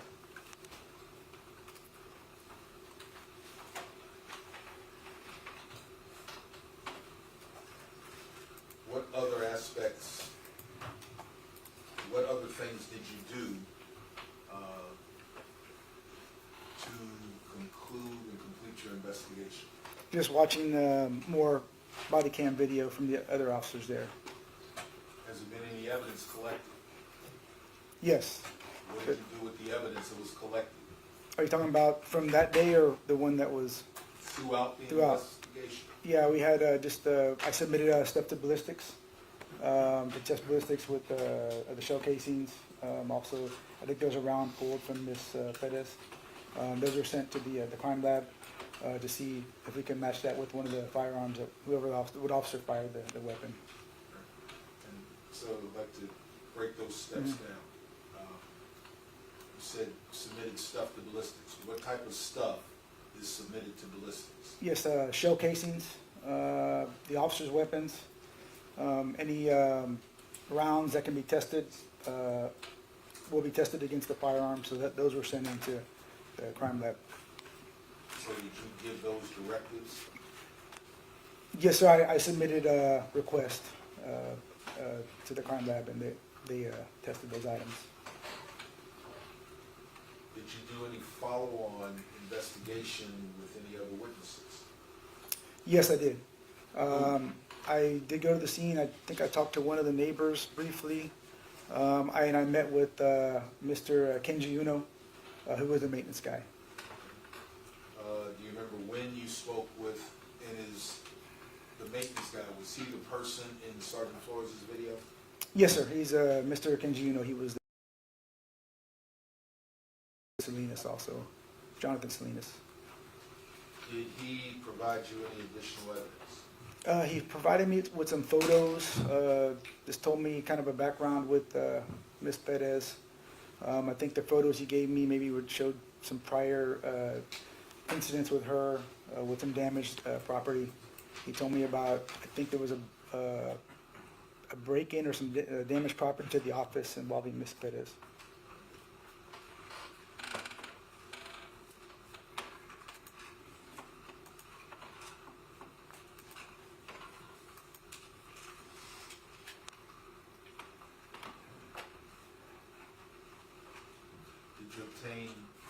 photographs that were taken by the evidence technicians. Yes.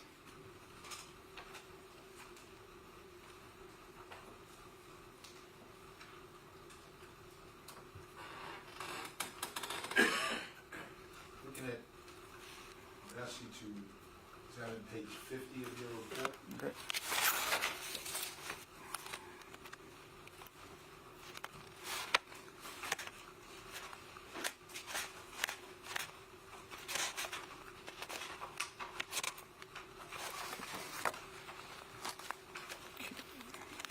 Okay.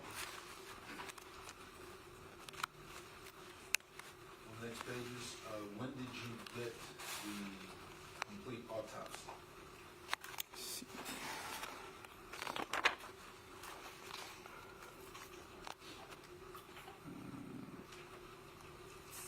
The autopsy report, I'll check in my reports if I have it, but it was performed on Friday, June 23rd. Yeah. Did you have a final report on June 23rd? Not a final report, no, sir.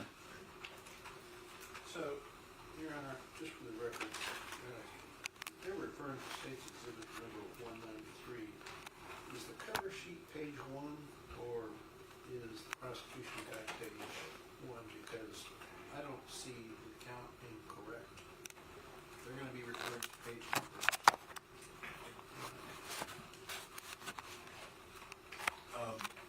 From your report in its original format, was it not? No, it wasn't numbered, no.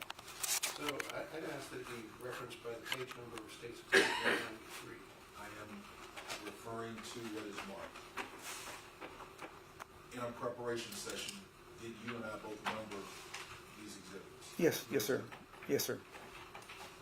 And I will try to refer the council to verbiage on the page as I refer to it to assist its following. On what I understand to be page 53, the middle of the paragraph says SAPD radio transmissions. Yes, sir. Did you gather digital evidence associated with this call? Yes, sir. At the bottom of that page,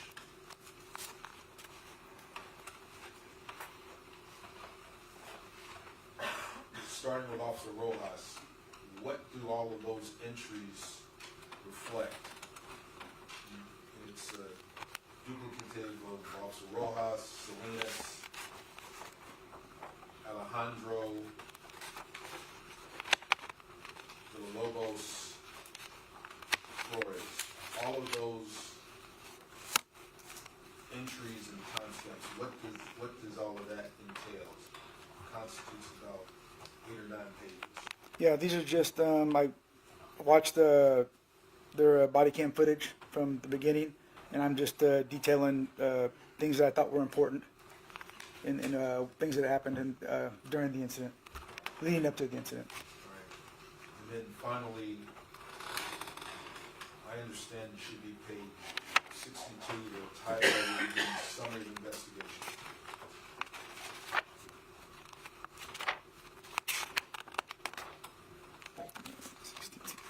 Yes, sir.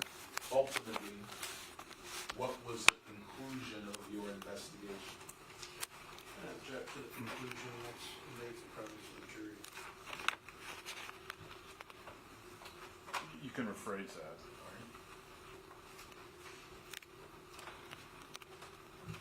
After you conclude your investigation,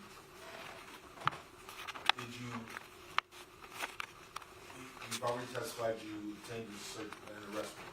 Yes. After you concluded your investigation, did you change your decision? No, sir, I did not. When did you conclude your report and submit it?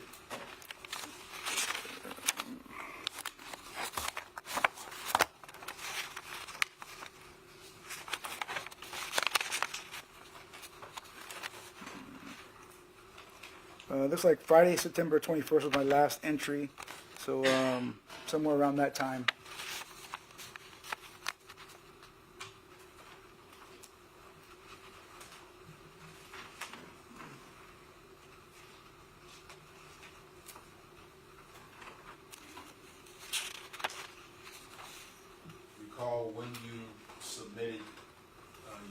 investigation to my office? When I submitted to your office. What was that But- date? Oh, I mean, I had to send, after I was done with the report, of course, I had to send it up the chain of command for approval. So I don't know exactly what date they got to your office. What and when was it approved? It's not, I don't have it on this one, but it's probably on the other copy you guys have with the chain of command. I don't have that copy. From your knowledge, did you get approved by the chain? Yes, sir, it did. Yes, sir.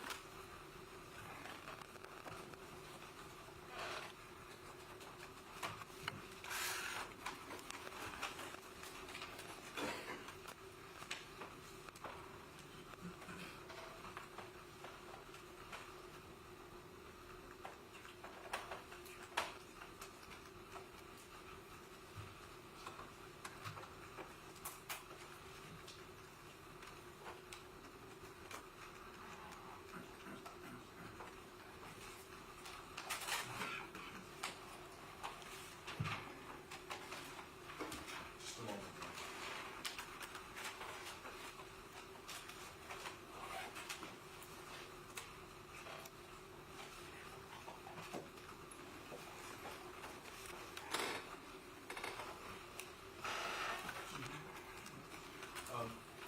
To get in to the, what time did you enter the crime scene on June 21st? I'm estimating a little after 3 o'clock sometime.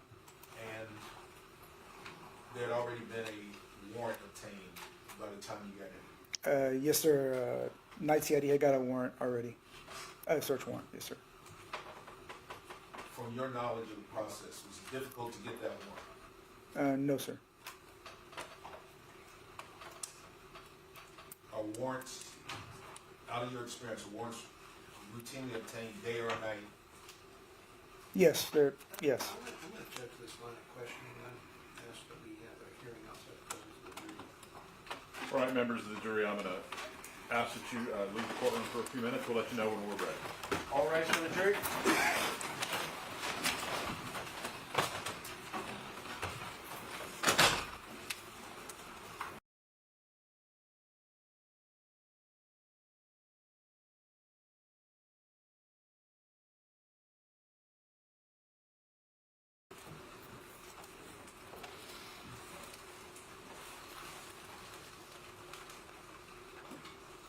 Please be seated.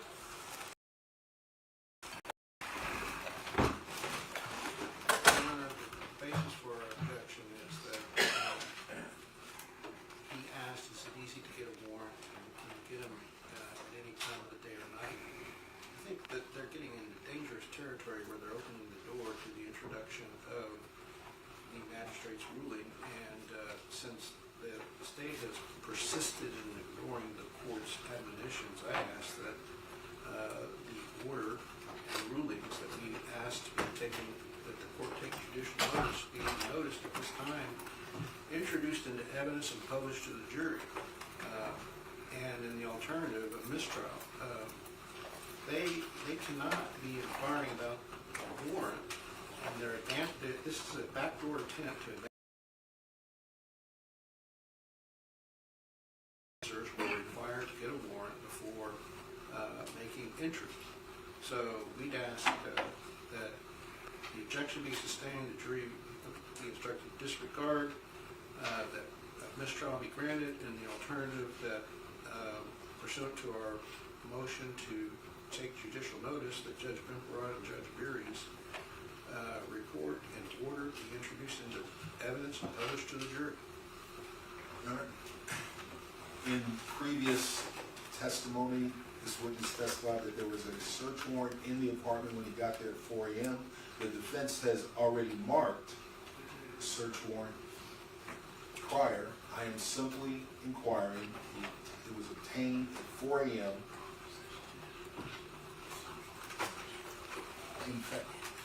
In fact, it was admitted into evidence by the defense's 97A, and my question was done after that answer, prior to defense's objection.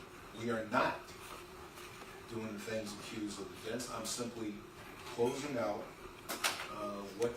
what has been before the jury about what he did to get in there, the apartment, to start his investigation.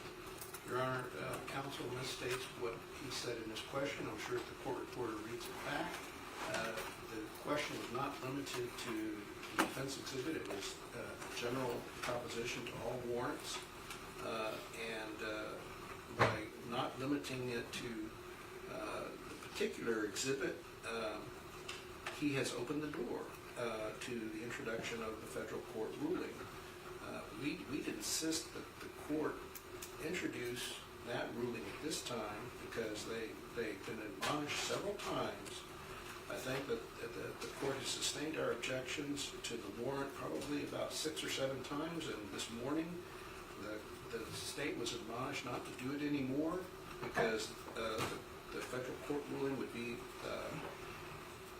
would be subject to being introduced, and we're asking that it be introduced at this time because they opened the door one too many times. And Your Honor, if I could just make clarity for the record, the reason that search warrant was introduced, it wasn't for the truth of the matter asserted. It was to go to meet the door that they opened, claiming that this was a burglary. And we were showing that the search warrant that was obtained was for aggravated assault on a peace officer. That was the sole reason, and that's the reason that the court allowed it in. We were just going to meet a theory, the theory that they put forward. And my question, Your Honor, then was off of defense's 97A. Was that an easy process to do? Was all I asked. He got it at 4 in the morning before he got there. I have not mentioned what they're accusing me of. I'm following up on the exhibit.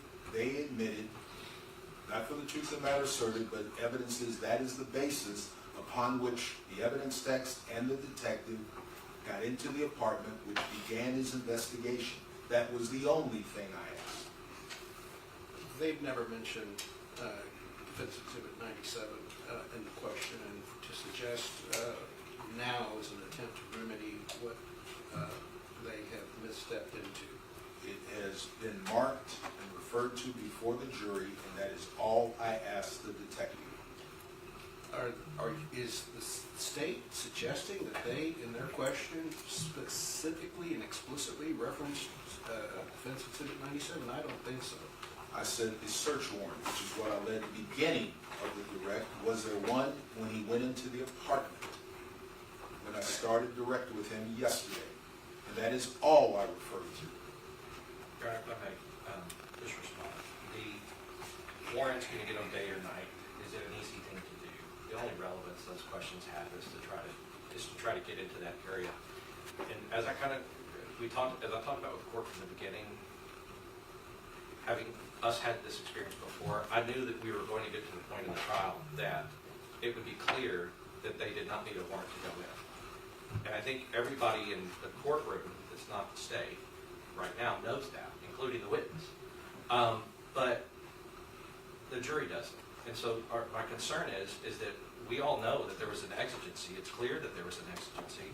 It's clear that these officers, by the time that they were there, they're responding to a serious felony where she has tried to kill a police officer and has injured the police officer. So it goes back to under 403. I mean, one of the other aspects of 403 is there's a confusion of the issues with the jury. And right now, if we could imagine getting to the end of this trial, and I know the court's going to instruct the jury properly, but if we get to the end of this trial and the jurors convict these men because they think they needed a warrant to go in because of what the state's been doing this whole time, then that would be an injustice for these men because the law clearly states that there didn't need to be a warrant to go in. And the state is continuing to say that it did. But that's a question of law. It's a question of law that the court and a judge should decide. They do not have 3823 right to make a question of fact.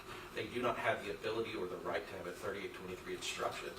The jury will not, they are the judge of the facts, but the law is with the judge and the court. And the law is clear that in this case, with these facts and these circumstances, as the court has seen, the officers did not need a warrant to go into that house for an arrest. And so the idea that, it's an easy thing to do, you can get it day or night, and all that stuff is just to keep putting in the jury's mind that somehow they needed a warrant. And in this case, they don't, and they didn't. And the reason Mr. Cifuentes keeps referencing that, because there's a federal opinion also that says that they did. So that's under the Fourth Amendment of the U.S. Constitution. And under this, I mean, I think that the cure is the federal opinion, but I understand the court's hesitance because it is strange to offer something else. But if they keep opening the door, we don't have a choice. The other fact is, as the court has pointed out, this is a matter of whether or not they're reasonable. It's not whether or not they had a warrant or they were unlawfully arresting her. So the court can instruct the jury, I'm the judge of the law. In this case, you are not to consider whether or not they had a warrant because I have determined that as a matter of law, that they did not. And then that would rest the issue, and then it would rest any issue of possible confusion with the jury. And so I guess I would just add to that request and just say that as it's been building throughout this case, our concern, everybody's concern at this table is that there's going to be an unjust conviction because the state has been allowed to argue an issue of law to the jury to confuse them on what's really an issue here, which is whether or not they were reasonable in their use of force in response to the deadly force alleged by the complainant, in this case, Melissa Perez. Your Honor, I have not argued law. It has come out that a search warrant is available, and the charge for that warrant has already been discussed. He has just finished testifying about how he obtained the arrest warrants. Those are separate and distinct things. The jury can understand that. All I asked was when it was available as to when evidence has already been there, the evidence that's all I asked as I am concluding, hopefully, my direct. I have not invaded anything else.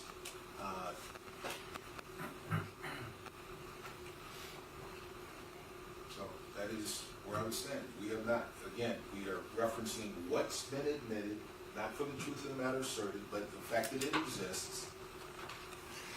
And it concluded with the arrest warrant. And Judge, the truth, I don't know why, with all respect, counsel keeps saying the truth of the matter is asserted. That's hearsay. We're not under 801 hearsay. We're talking about an issue, Judge, and I think Mr. Goss was extremely accurate.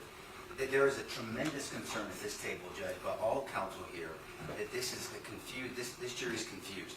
And not that we can do this. If we took a poll, I guarantee you that there's a nexus there, and we all know that that's not the case. And so I'm going to just urge respectfully, Judge, to cure this problem, because we have all put a lot of time into this. There's been a lot of resources, and we want this jury to make a decision.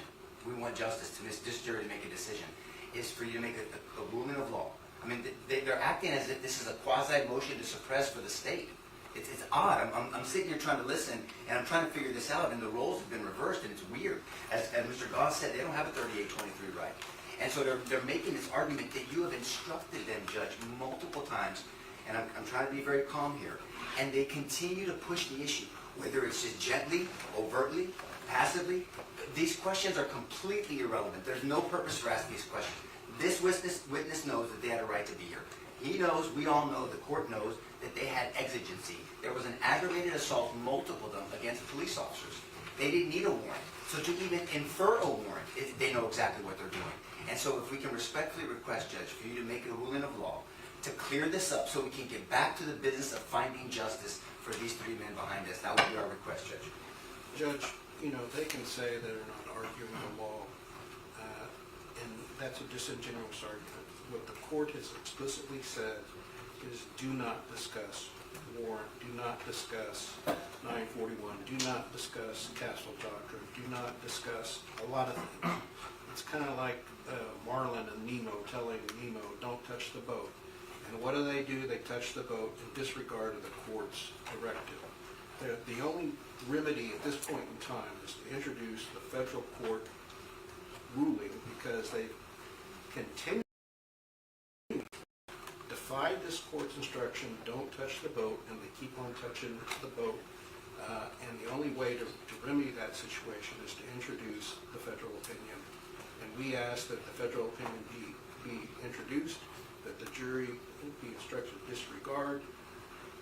And, they are the ones who, through misconduct, have triggered the need for us to introduce that opinion. And the court should require that to be a stipulation, actually. Kevin O'Connell dealt with this situation once before when the state failed to cure a witness's untruthful testimony and required required the state to read a stipulation that the witness was untruthful because they were essentially we were, as the defense, waiving a constitutional right, and required the state to cure that or otherwise face the state bar by not correcting a false impression of fact. So we're asking that this court cure their continued violation of court order by introducing that federal court opinion so it can cure the problem. And I believe Mr. Del Prado has... And then you can get the last word, Dave. I just want to say, Judge, he did ask that question for a particular reason, and that is after the court has ruled, I don't know how many times, that they can't get into it. The reason, logically, if you look at this completely logically, the only reason for him to ask that question is it easy to get a warrant any time, night, or day, and for the detective to say yes, then logically that means, well, these men didn't do that, therefore this was an illegal arrest and they acted illegally. Otherwise, there's no relevance to the question. The question was asked purposely. I think after the number of times the court has warned the state, the question was asked potentially in bad faith, but there was a particular reason for him to ask that question. And this detective obviously knew it was coming, and so I would join in the rest of the team in asking for the court to admit the federal court opinion which talks and looked at all the videos just like this detective did, and the federal judge said they acted reasonably and that there were exigent circumstances. Your Honor, any confusion caused to the jury is a product of the defense offering the search warrant themselves. They did that. We didn't offer that. They did that. It's a product of the defense offering rules of procedure, General Manual 501, that has in there this definition of exigent circumstances. They offered that. We did not. The court, in its proposed jury charge, included that provision of 1405, giving direction to the lawyers about what the court was going to instruct the jury. They have not been engaged in any bad faith whatsoever in pursuing an explanation for the things they put into evidence. They put into evidence, Your Honor. And this notion of this federal opinion being rebuttal to an unlawful arrest, it is actually not a rebuttal to an unlawful arrest. That opinion, and I've invited you to read it sooner, says nothing about the arrest being unlawful. It says nothing about it. It only speaks to Fourth Amendment issues on the federal level about their definitions for reasonable in 1981 action. It says nothing about that. So it doesn't even rebut the things they claim it does. Anyway, this question asked by Mr. Harris is perfectly appropriate in asking a jury, and it does not say anything more than, yes, we can get a warrant 24/7, 7 days a week. And Judge, just so I can respond to that briefly, we had to enter whatever we had to enter because they got up in their opening statement, and Mr. Harris's opening statement, they had to get a warrant, and a warrant, and a warrant, and a warrant, and a warrant, and a warrant. And so as he was doing that over and over, we did have to respond to what they did in opening statement. And they said that was their case, and that's the case they made to the jury. So it was basically beat into the jury by the state in opening statement that they had to get a warrant. And so moving from that, so as far as with the federal opinion, as I said, I understand that the court might have an issue with that, but I will say that in the federal opinion, it says that the old man in the apartment was a clear exigency for these officers to go in, and it does say that. And so that is addressing a clear exigency. As I said, as an alternative, if the court does not want to, and I believe that the court would be in every right to cure this issue and cure the issue with the jury by instructing the jury, if the court believes it. I mean, you could also make a ruling that they had to have a warrant to go in, because that's your prerogative. That's you're the judge of the law. But I think with seeing all the evidence, and if we were arguing a motion to suppress, and the state was arguing that whatever evidence was seized in the apartment, the officers had the right to go in there and see it in plain view, I think the court would, in that situation, tell the defense, I'm sorry, but there was an exigency there, and I'm going to deny the motion to suppress. And just like that, that's all we're really asking, because if that issue gets cleared with the jury, just like Mr. LaHood said, we can try the rest of this case and not have to worry about that issue. The issue that Detective Soto originally filed his case and originally put in the report was that the officers were not being presented with deadly force at the time. That was his conclusion. It didn't have anything to do with a warrant. It didn't have anything to do with they were unlawfully there. It did not have anything to do with a lawful or unlawful arrest. And so that is a theory that I believe, after the body cam has actually been viewed by professionals and by lawyers, and everybody knows on the same page from what we see that they are being presented with deadly force. And so they had to change their theory from what the detective originally said. And the problem with that theory is it's a pure matter of law with the court. And so that's why we are continuing to ask for some relief to, I guess, to stop this issue of whether or not there was an unlawful arrest, because there was an exigency and there was not an unlawful arrest. And on behalf of Eleazar Alejandro, we do not waive any alternative remedy. We're asking that the jury be instructed to disregard the last question, that the federal opinion be introduced into evidence, and that we be given a motion for mistrial with prejudice. And the determination of exigency, Your Honor, is a mixed matter of law and fact. It's not just a question of law for cocaine. There's been all kinds of facts asserted by them, once again, about they're concerned about the old man, and there's contradictory facts to that since nobody goes and checks on them. They're offering facts about they're looking for evidence of a crime. That doesn't meet the exigency, but they're arguing. They've raised all these facts to try to create this exigency, okay?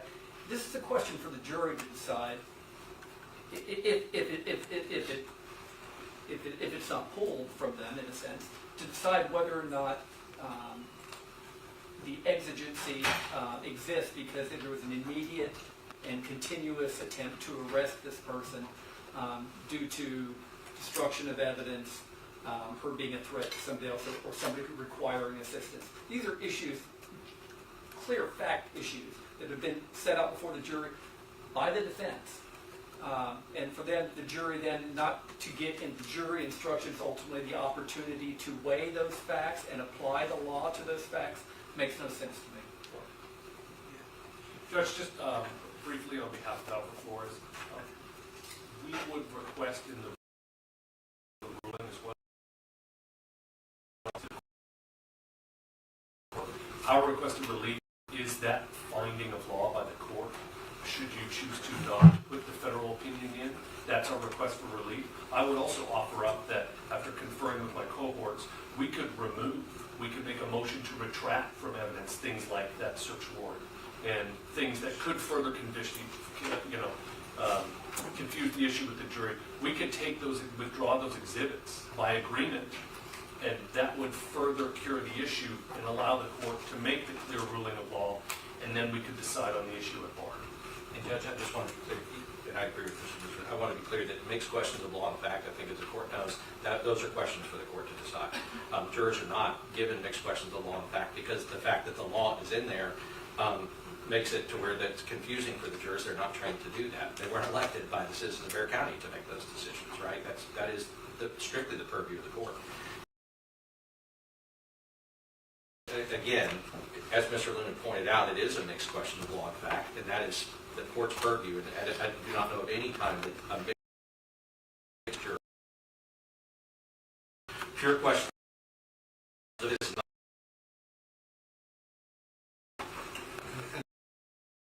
For Eleazar Alejandro, that we're requesting that the jury be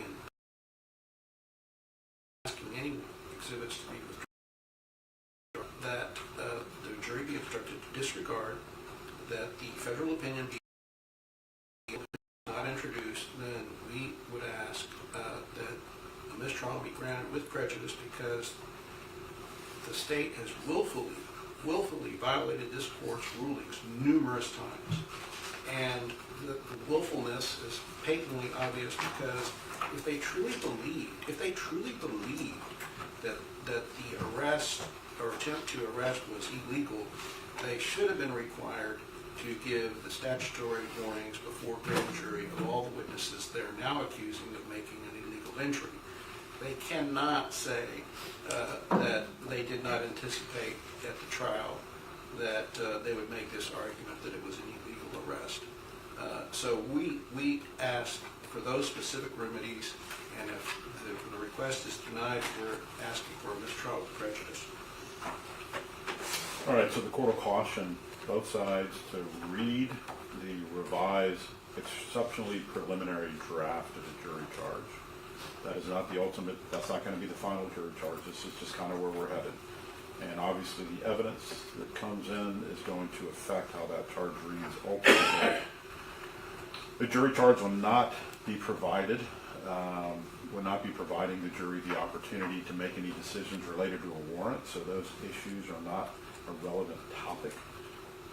I need to consistently caution both sides to get away from those types of arguments because it'll open up a can of worms that neither of you are going to like. I will take judicial notice under Rule 202. Well, I'm not going to allow the jury to read it under 202E. Let me backtrack. I'm not going to make a ruling on the federal court decision yet. I want to make sure we're safe on that. But I will deny the motion for mistrial. And I'll instruct the jury to disregard any questions related to search warrant. And I'll hold the federal court opinion under advisement. Just for clarity, Judge, and I know you're being very gracious when you say both sides, I want to make sure that we are on the same page. What are we doing that could be violating your ruling? I think it's this government that's doing that, Judge, right? And we're having to respond to it, and our response is going outside the jury's presence, approaching, having these hearings, Judge. So our remedy is for you to make a ruling, but I want to make sure that we understand your guidance, Judge, so we don't... Is there something that we're doing that is getting close to that line? Because I need clarity for myself so we can advise each other. Because I think it's the government that's violating your rules and your rulings, not us. Am I correct by seeing it that way? When we get to different issues, we can definitely talk about it. This particular issue right now related to the warrant is related to no questions asked whether or not they should have gotten a warrant. Right. Thank you, Judge. And Judge, just for clarity, when you're talking with the jury, because he didn't take out the exhibit and say, this search warrant, he just said warrants. Period. Arrest or search warrant. Yes. Thank you, Judge. Make sure I write that down. Anything else? Okay. Do we need to take a super quick break? Yes. Now, before we go off the record, and this is a question for the defense, and this is what I'm grappling with when it relates to this federal court warrant. With the federal court opinion. Is there authority that I could take judicial notice of that federal opinion? Number one. And number two, what law provides the jury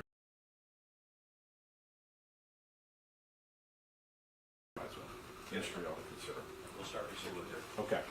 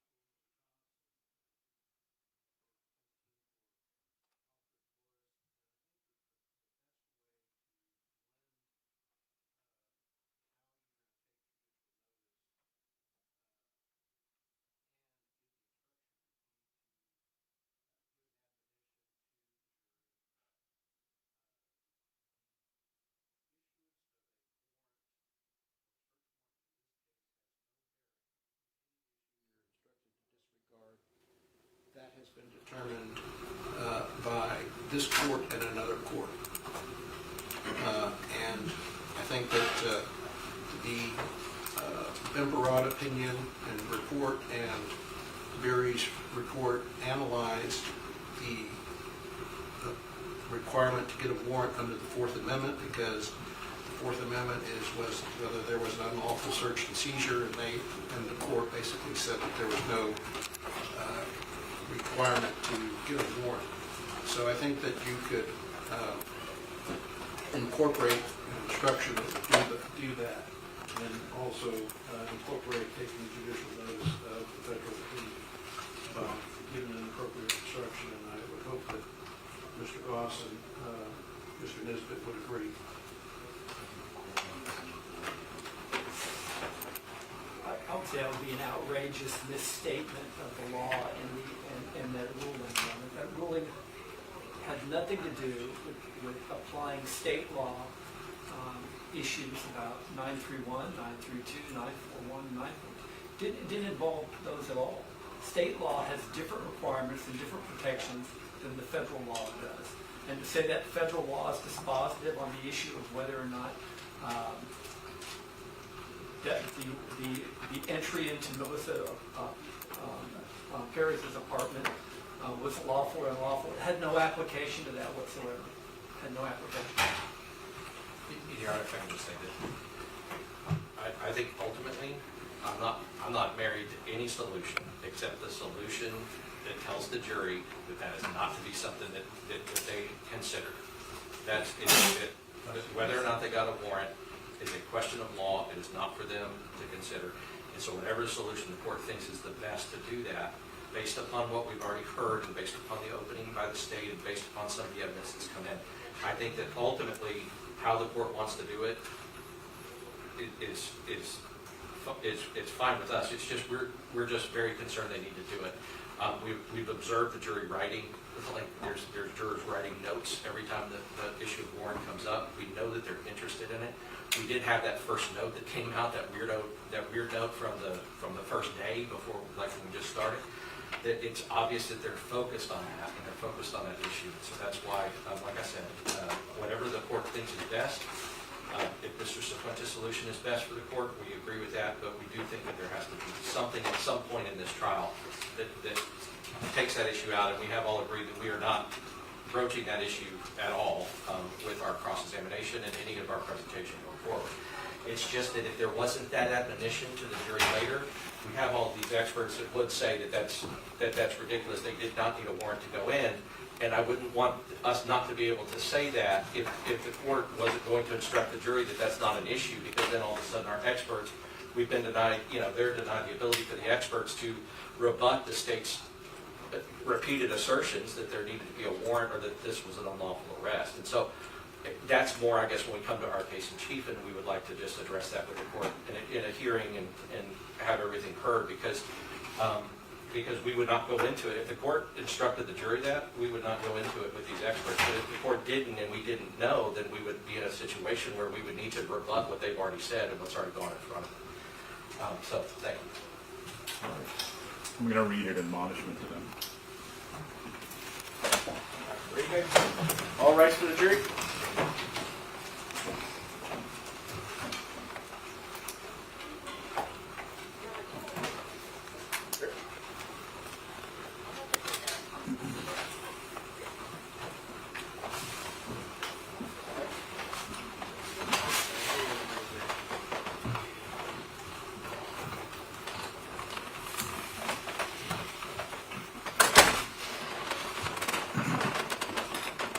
Maybe see it? All right, welcome back, members of the jury. We're going to make sure you get your exercise today. Remember I told you after I swore you in, any instructions I give you, you have to follow them. I'm going to read an admonishment or an instruction to you now. You have heard testimony and arguments regarding the issue of whether the defendant officers were required to obtain an arrest warrant before entering the complainant's apartment. As a general matter, whether or not police officers are permitted to enter a person's residence to make an arrest without first obtaining an arrest warrant is an issue of law for the court to decide, and that is usually the subject of a motion to suppress evidence. It is not an issue for the jury to decide in these cases, and all such evidence is irrelevant. You are instructed to disregard all questions, testimony, and evidence related to the subject of whether these defendants were obligated to obtain an arrest warrant and are not to consider such evidence for any purpose. All right, State, you may continue.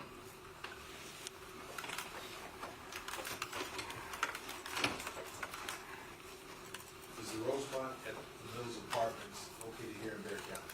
Yes, it is.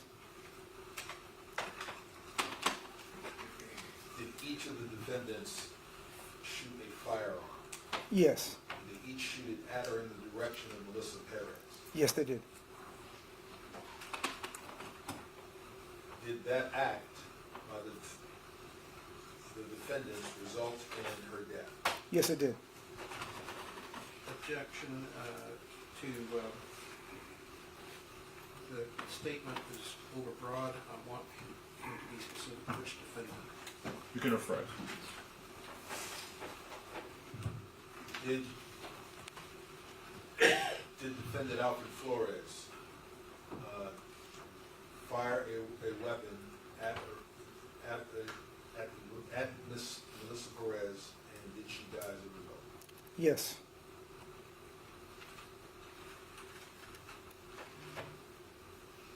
Is there a second wound to Miss Perez?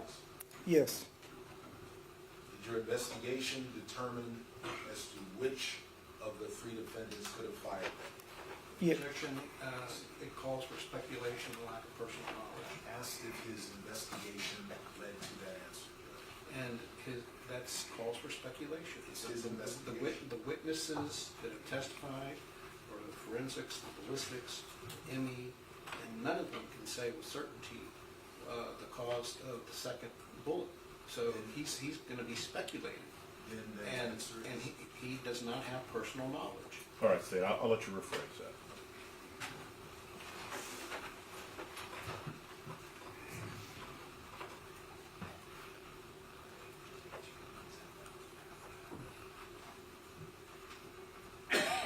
How many rounds were fired total? 16 rounds.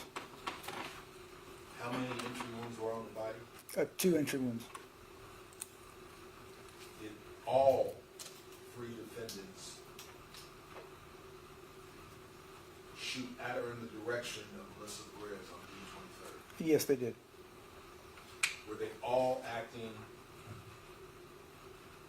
serving as members of the San Antonio Police Department when they did those acts? Yes, sir.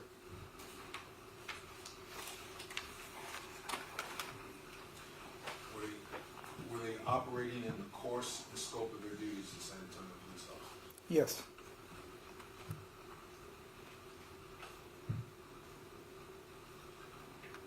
Your Honor, I have no further questions. The state will pass the witness. May I proceed, Judge? Yes. Detective Soto, you and I know each other Yes, sir. professionally. And, Yes, sir. So you understand, you've been in this situation before, and Ms. Jarrett and you in that one. Yes, sir. You understand that I'm going to ask you some questions. They're going to be hard questions. Yes, sir. You understand why I'm doing it? Yes, sir, I do. Yes, because, and I think even more so, you understand that I represent Nathaniel Villalobos, but I mean, all of us over here represent all three officers that you charged with murder 16 hours after the event occurred. You understand that? Yes, I do, sir. Okay. So, I want to start with one thing you said. Oh, and just real quick, that image that they left up there while you were testifying, it's Melissa Perez being handcuffed by Travis Thompson, right? Yes. Now, it's an ugly picture because she's been shot and she's being handcuffed. Now, do you feel that Travis Thompson, was that a reasonable thing for him to do in that situation? From my experience, that's what most officers do, and almost every officer involved shooting, that's just that they do that. Yes, sir. Yes, they're Yes, sir. supposed to do Yes, they're trained to do that. Yes, sir. They're trained to do that because the person can still remain a threat and they want to make sure that they're not a threat. Yep. However, they also, as you saw, Nathaniel Villalobos, Travis Thompson, you saw other people running in to also give medical aid. Yes, sir, I did. Yes, sir. Right. Because, you know, murder charges that you're intending to cause somebody's death, but it seems clear that when they're giving medical aid, they were actually trying to save her life. You would agree with that? It looked like they were, yes, sir. They were It in there looked like trying, they yes, were. sir. So they weren't intending to cause her death, they were trying to save her life. They were in there trying to save her after they were shot. She was shot, yes, sir. Right, and that's also what officers are trained to do. Yes, sir. Because they're not shooting somebody, like people out the street, they're shooting, you know, they may shoot each other because they're mad at each other. The officers aren't shooting anybody because they're mad at them, they're shooting because they believe that they were presented with a threat of deadly force. You agree with that? Yes, sir. And the entire time that you saw these three men on the body cam, the body cams that you watched, you saw these three men, they were acting politely. You would agree with that? Yes, sir. For the most part, they were, yes, sir. Yeah, I mean, you know, they were trying to talk to her, use different tactics to get her out of the apartment so they could arrest her, right? Your client in particular was really trying to get in there and try to resolve the situation, yes, sir. And he was polite about it. Yes, sir. I agree. And he was using, you know, the manners he was raised with, as well as the training that he had to try to present to her somebody who would listen politely, but also say, look, please don't make us go in there and have to use force, right? Yes, sir. He was begging her not to have to escalate this and use force on her, right? Yes, he was trying. Yes, sir. I agree. Okay. And Sergeant Flores. Sergeant Flores is out there, and you can see that he is like listening to different officers calmly. He's trying to get an assessment of the situation, right? Yes, sir. I agree. Yes. He's listening to suggestions from Officer Chernak. He's listening to Officer Villalobos. He's listening to Officer Salinas to see like what had happened before and try to get an idea of that. You saw him doing all this. Yes, yes, sir. I did. And he's not. And then even when he goes to Ms. Perez, he asked her sternly, you know, I mean, this could be complicated or simple. Which way do you want to do it? And she said, well, I'm not. You got to get a warrant. I'm not coming out or whatever. She's screaming at him. But he says, sure. But he says, look, you hit one of my officers. We're going to arrest you. You're coming out. You saw him say that. Yes, sir. I did. He didn't say anything like, you know, you cut some wires and so, you know, we're going to come in and arrest you. That's not. He didn't mention any of that. No, it was about the assault. It was about Yes. the assault Yes. on Officer Salinas. Now, an assault, as you know, on Officer Salinas with a candle can be either an assault on a peace officer, which is a second-degree felony, right? Yes, sir. Or it could be an aggravated assault on a peace officer because a candle glass can break, glass can cause serious bodily injury, and you agree with that? I mean, that from what I saw on body cam, it just seemed like a regular assault, sir. Well, to me. Yes, sir. sure. And by regular, meaning a regular second-degree felony assault. Yes, sir. Right. On a but peace she- officer, yes, sir. But if she had thrown that candle and hit him in the face with it, and it broke and cut him, that's ag assault. Objection, cause speculation. I don't think it was. I think that, it's not speculation, it's just something that he knows. You can rephrase your question. Okay, so you understand that, because I think what you were saying is it looked like a regular assault, meaning it looked like regular bodily injury, not serious bodily injury that he suffered. Exactly, yes, sir. Right. But you know that if something else happened with that glass and he was cut seriously and disfigured, that could be serious bodily injury. Yes, sir. Right. There's a possibility, yes, sir.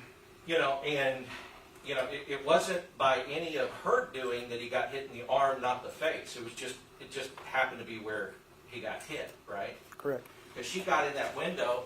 Judge, may I stand up, please? Yes. She got in that window with that candle and she flung it. I mean, she didn't care where it went. It could have hit him straight in the face the way she threw it, right? Yep, yes, sir. Okay. Yeah, just depends on how it left her hand, yes, sir. Right. So, I guess ultimately, if you could, because you said you reviewed these body cams, can you tell me how many felonies Melissa Perez had committed before these three men got on the scene? And you can pick the earliest, because honestly I can't remember which one was earliest, but Sergeant Flores, Officer Alejandro, Officer Villalobos. They got on the scene about anywhere from 12 to 20 minutes before the incident, right? Yes, sir. And you know, and you've seen with the body cam that this thing has been going on for hours. Yes, sir. I think it started, I guess, around 12:44, I believe. Which is yes, the sir. first officer arrived, Yes, but sir. the thing was cut at 11:30, Right, yeah. right? And Yep. so the first officer doesn't arrive for an hour and such. Other officers arrive, but these guys arrive, I mean, we're talking about 20 minutes or less Right. before the incident. Yeah, they arrived pretty much, yeah, right Right. before it. So, by the time that these three arrived, do you know, and can you tell us, what felonies Melissa Perez had committed before they got there? Well, the assault is one of them, yes. Yeah, that's true. What were the other ones? That's it. Okay, so you said that's it. And by the assault, are you referencing the assault on Oh, Salinas? Jonathan Salinas, yes, sir. Okay. All right. So, I kind of want to walk through that. Okay.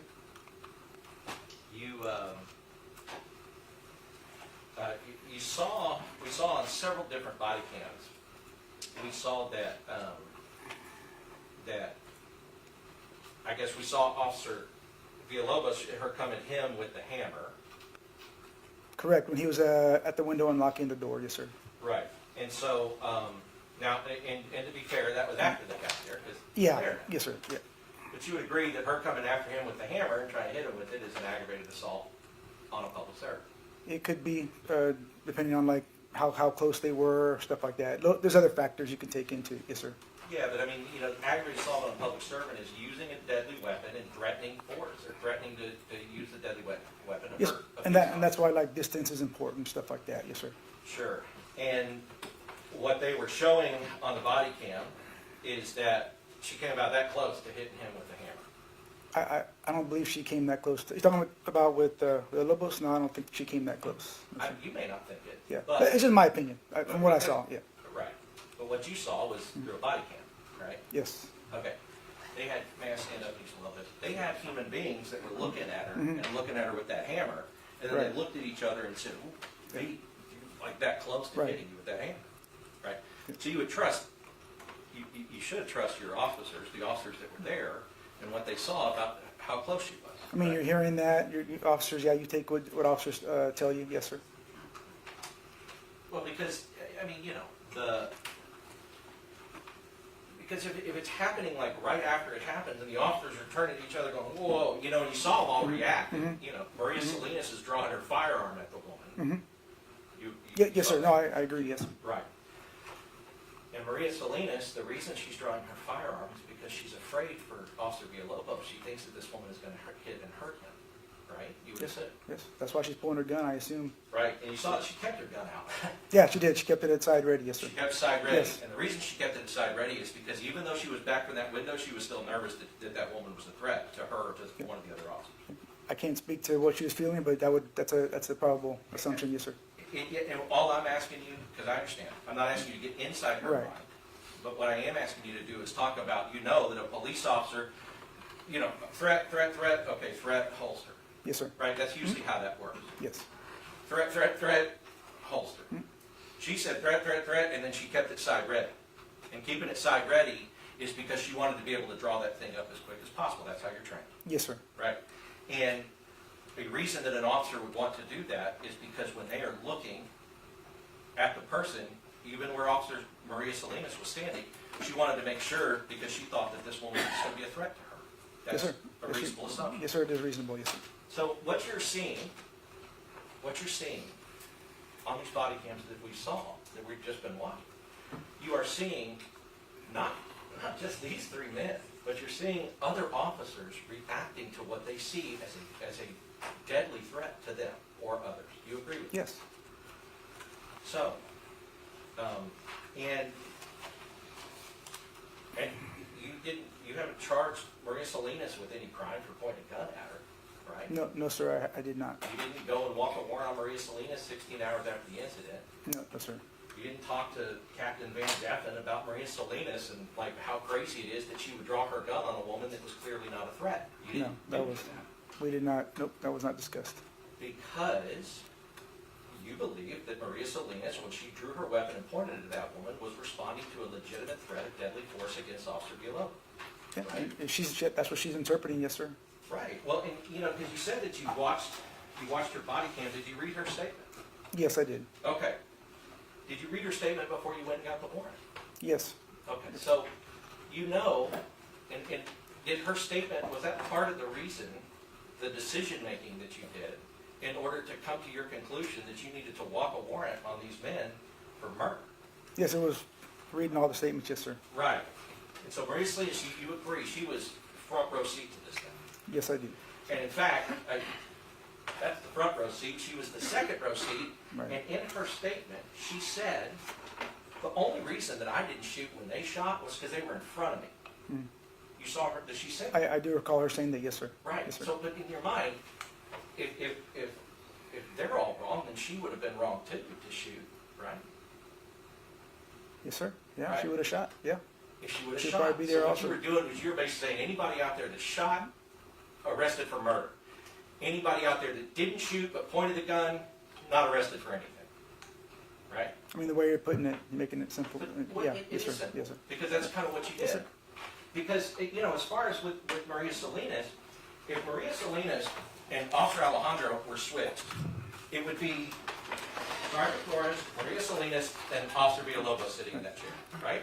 Well, I mean, we don't know. She might not have shot. She told you that she would have. But The that only was- reason she didn't is because she didn't want to but shoot one of these guys in That the wasn't back of the the head. prior time. Would she have really shot? We'll never know that. The female picked up the hammer, raised it above her head, and moved quickly towards the door. The female was moving aggressively toward Officer Villalobos and Sergeant Flores. I was afraid the female was going to assault and injure them. Mm-hmm. I did not fire my weapon because I was behind other Right. officers. Yes, sir. Right? Yeah, I recall her saying that. Sir. Right. So she didn't say I did not fire my weapon because I did not believe she was a threat. Right. She said I didn't fire it because, as she was supposed to, she's not supposed to shoot them in the back, right? Of course not, sir. Right. Yes, sir. And you can kind of hear her voice. Her voice is the one calling, crossfire, crossfire. Like Yeah. you can hear a female voice screaming Yes, out I recall that. as Chernak's coming One in. at a time, Now, please. sorry, and I'm sorry. Detective Soto, as you and I know, we can't talk over each other. I apologize. I'm sorry. You will probably know the answer to my question, but just please let me Yes, finish. yes, sir. I'm sorry. Thank you. Crossfire. So that is what officers are trained to do when they know other people are coming in the back because they don't want to start shooting across each other, right? Yes, sir. Right, because Chernak's coming in through this back door here, and they're all at that window there. They don't want to start, if this woman is still a threat, they don't want to start shooting crossfire and maybe shoot each other, right? Yes, sir. And when I heard her saying that, it made perfect sense. Officers are coming from the back room, so yes, that makes perfect sense. Right, and so, and I say that to say that Maria Salinas, it seems, watching that video, that she has been trained well and is responding well to her training. You would agree with that? Well, she's responding to her training, yes, sir. I don't know what her training record is, stuff like that. I Sure, don't know. but she's screaming crossfire when she's supposed to. She's not firing it in the back of their heads like she's supposed to. But when she wrote her statement, she said that the way I'm confused. You said like she's supposed to fire in the back of their head. Yeah, it's the way you phrased it. I guess it sounded kind of. Yeah. Well, I said she's not firing into the back of her head. Okay, now I understand. Like she's supposed to not fire in the back. Okay, of her yes, now I understand now. head, right? I mean, and what she's saying is like, I would have shot, but they were in front of me. Yes. So instead, they shot. Now, if they were behind Maria Salinas, she would have shot, and they would have not shot because Maria Salinas was shooting in front of them. Do you see what I mean? I understand what you're saying. Yes, So sir. what will happen is that these chairs would just be replaced by the people in the back. So the people in the back, if they were in the front, those three people in the back would be in these chairs, and if they were in the back, if they were standing back and away from all the action, like all these other officers, they would be in uniform, they would be out there on the street, they would probably be being called by us as witnesses for Officer Salinas, Officer, Travis Thompson, and one of the other sergeants here, right? And sir, I'm not trying to be smart with you or nothing like that. You're just assuming she would have shot at that. Yeah, she's saying that, but would she really have? When you're actually in that moment, how do we know she really would have shot? I'm like I said, I'm not trying to be disrespectful, nothing like that. Yeah. I get it, but that's what I'm saying. But she had every right to say in this statement, like, I wouldn't have shot because I didn't think that this woman was a threat. Yeah, I mean, based on that, yes, sir. I mean, you can assume that, but when you're actually in that moment, would she have really shot? We're never going to know that. Well, we'll never know, but here's what I'll tell you. When you see on her video, when the first time, when the woman comes with the hammer and almost hits him in the head with it, she looked, I mean, she was, And she looked around and she goes, I almost, oh my God, I almost. And you can see her saying that, and we all know what she's saying, I almost shot her. She's protecting her partner. Yeah, she's watching his back. She's watching his back. And he's protecting, protecting. They're all protecting each other from this woman with a hammer. You'd agree with that? Yes. Okay, so she protected her partner, and she said, I was about to shoot. Can I say something though? Yeah, she's protecting her partner, but doesn't mean that what she did was reasonable at that time.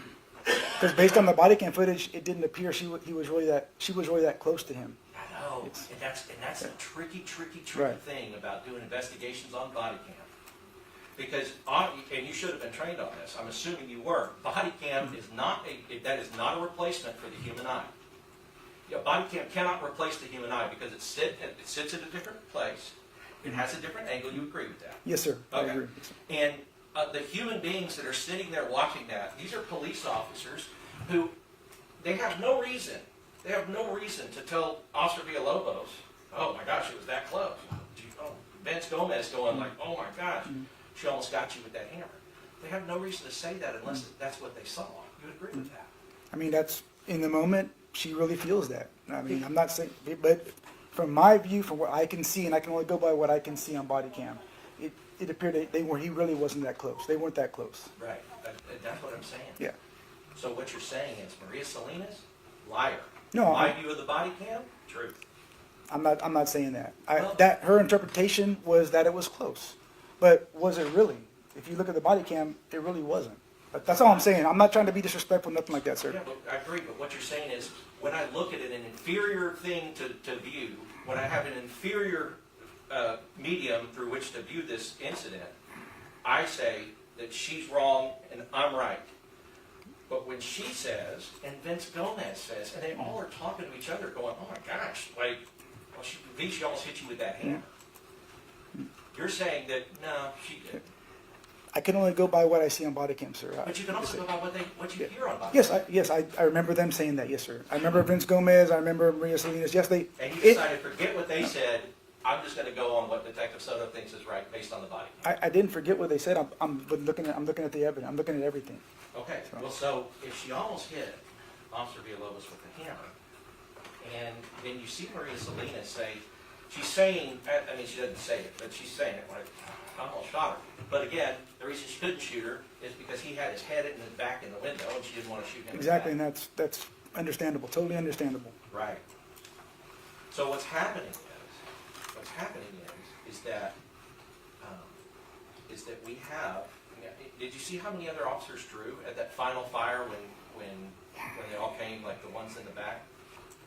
The ones for sure I know, Maria, I think Thompson might have pulled his taser. I couldn't, but yeah, their officers did draw. Yes, sir. It looked like Yeah, Thompson. yeah. It looked like Thompson. I know some pulled their taser, but yeah, yes, sir. They did. There were multiple officers that They drew were down. drawing their firearm in response to the threat. Yes, sir. And in your opinion, and why you walked the warrant for murder for these guys, is because you think all those officers were wrong in what they were perceiving, and you were right because you saw a body cam. That's what I based it on, watching the body cam. So that's all I had. And I listened, I watched I read the statements too, but I'm going by what I can see. Yes, sir. I know, but it's not all you had, because you actually had people that were there that are telling you that I was scared crapless, and I'm drawing my own firearm, and I would have shot, except I didn't want to shoot them. I mean, that has to go into your consideration, right? It's part of the consideration, yes, sir. Because then what you're saying is that all these officers, at the same second, made an unreasonable decision. All of them had this weird delusion that there was some threat that you didn't believe existed. I mean, that's what you're saying. If all of them are drawing and all of them are doing this, and some of them in the front are shooting because they're afraid, and the ones behind are not shooting, so not to shoot them, but they're all drawing that way, that tells you a group of officers that large, if they're all drawing their weapons, are all responding to a threat simultaneously, right? Well, they're hearing the shots. From my experience, officers hear shots, they draw their gun. I mean, they're hearing the first 5 rounds go off. And yeah, I think a couple of them said in their statement that they believe that maybe even possibly Melissa had a firearm. That was in some of the statements. Yes, sir. You're right, because part of the training as well is that everyone is possibly armed, right? Mhm. I mean, it's how officers are trained. They don't know. Now, let's take the less lethal, because we talked about less lethal. The beanbag shotgun, right? Yes, sir. And just so I can, just so we know, like Sergeant Flores was out there, but how many other sergeants were out there? There were 2 other sergeants. I believe Sergeant Rivera was out there and Sergeant, can't think of his name right now. There was another sergeant. My mind's blank right now on who it was. But so there's I can look it up and tell you who it was real quick. Yeah, You want me to? Yeah. Go ahead. I got it. Well, let's just go ahead and take a break. Okay. That's Oh, fine. you want it back? Yeah. Members of the jury, it's 12:25. I'll give you an hour break. Come back no later than 1:30. An hour and 5 minutes. Enjoy your lunch. All right, for the jury.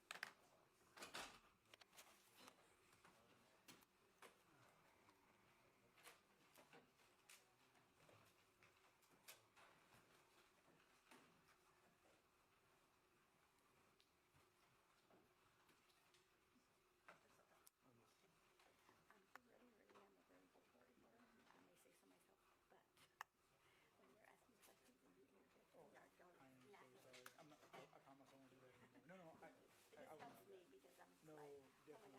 I'm gonna be cognizant and make sure I do. I know it's hard. I apologize.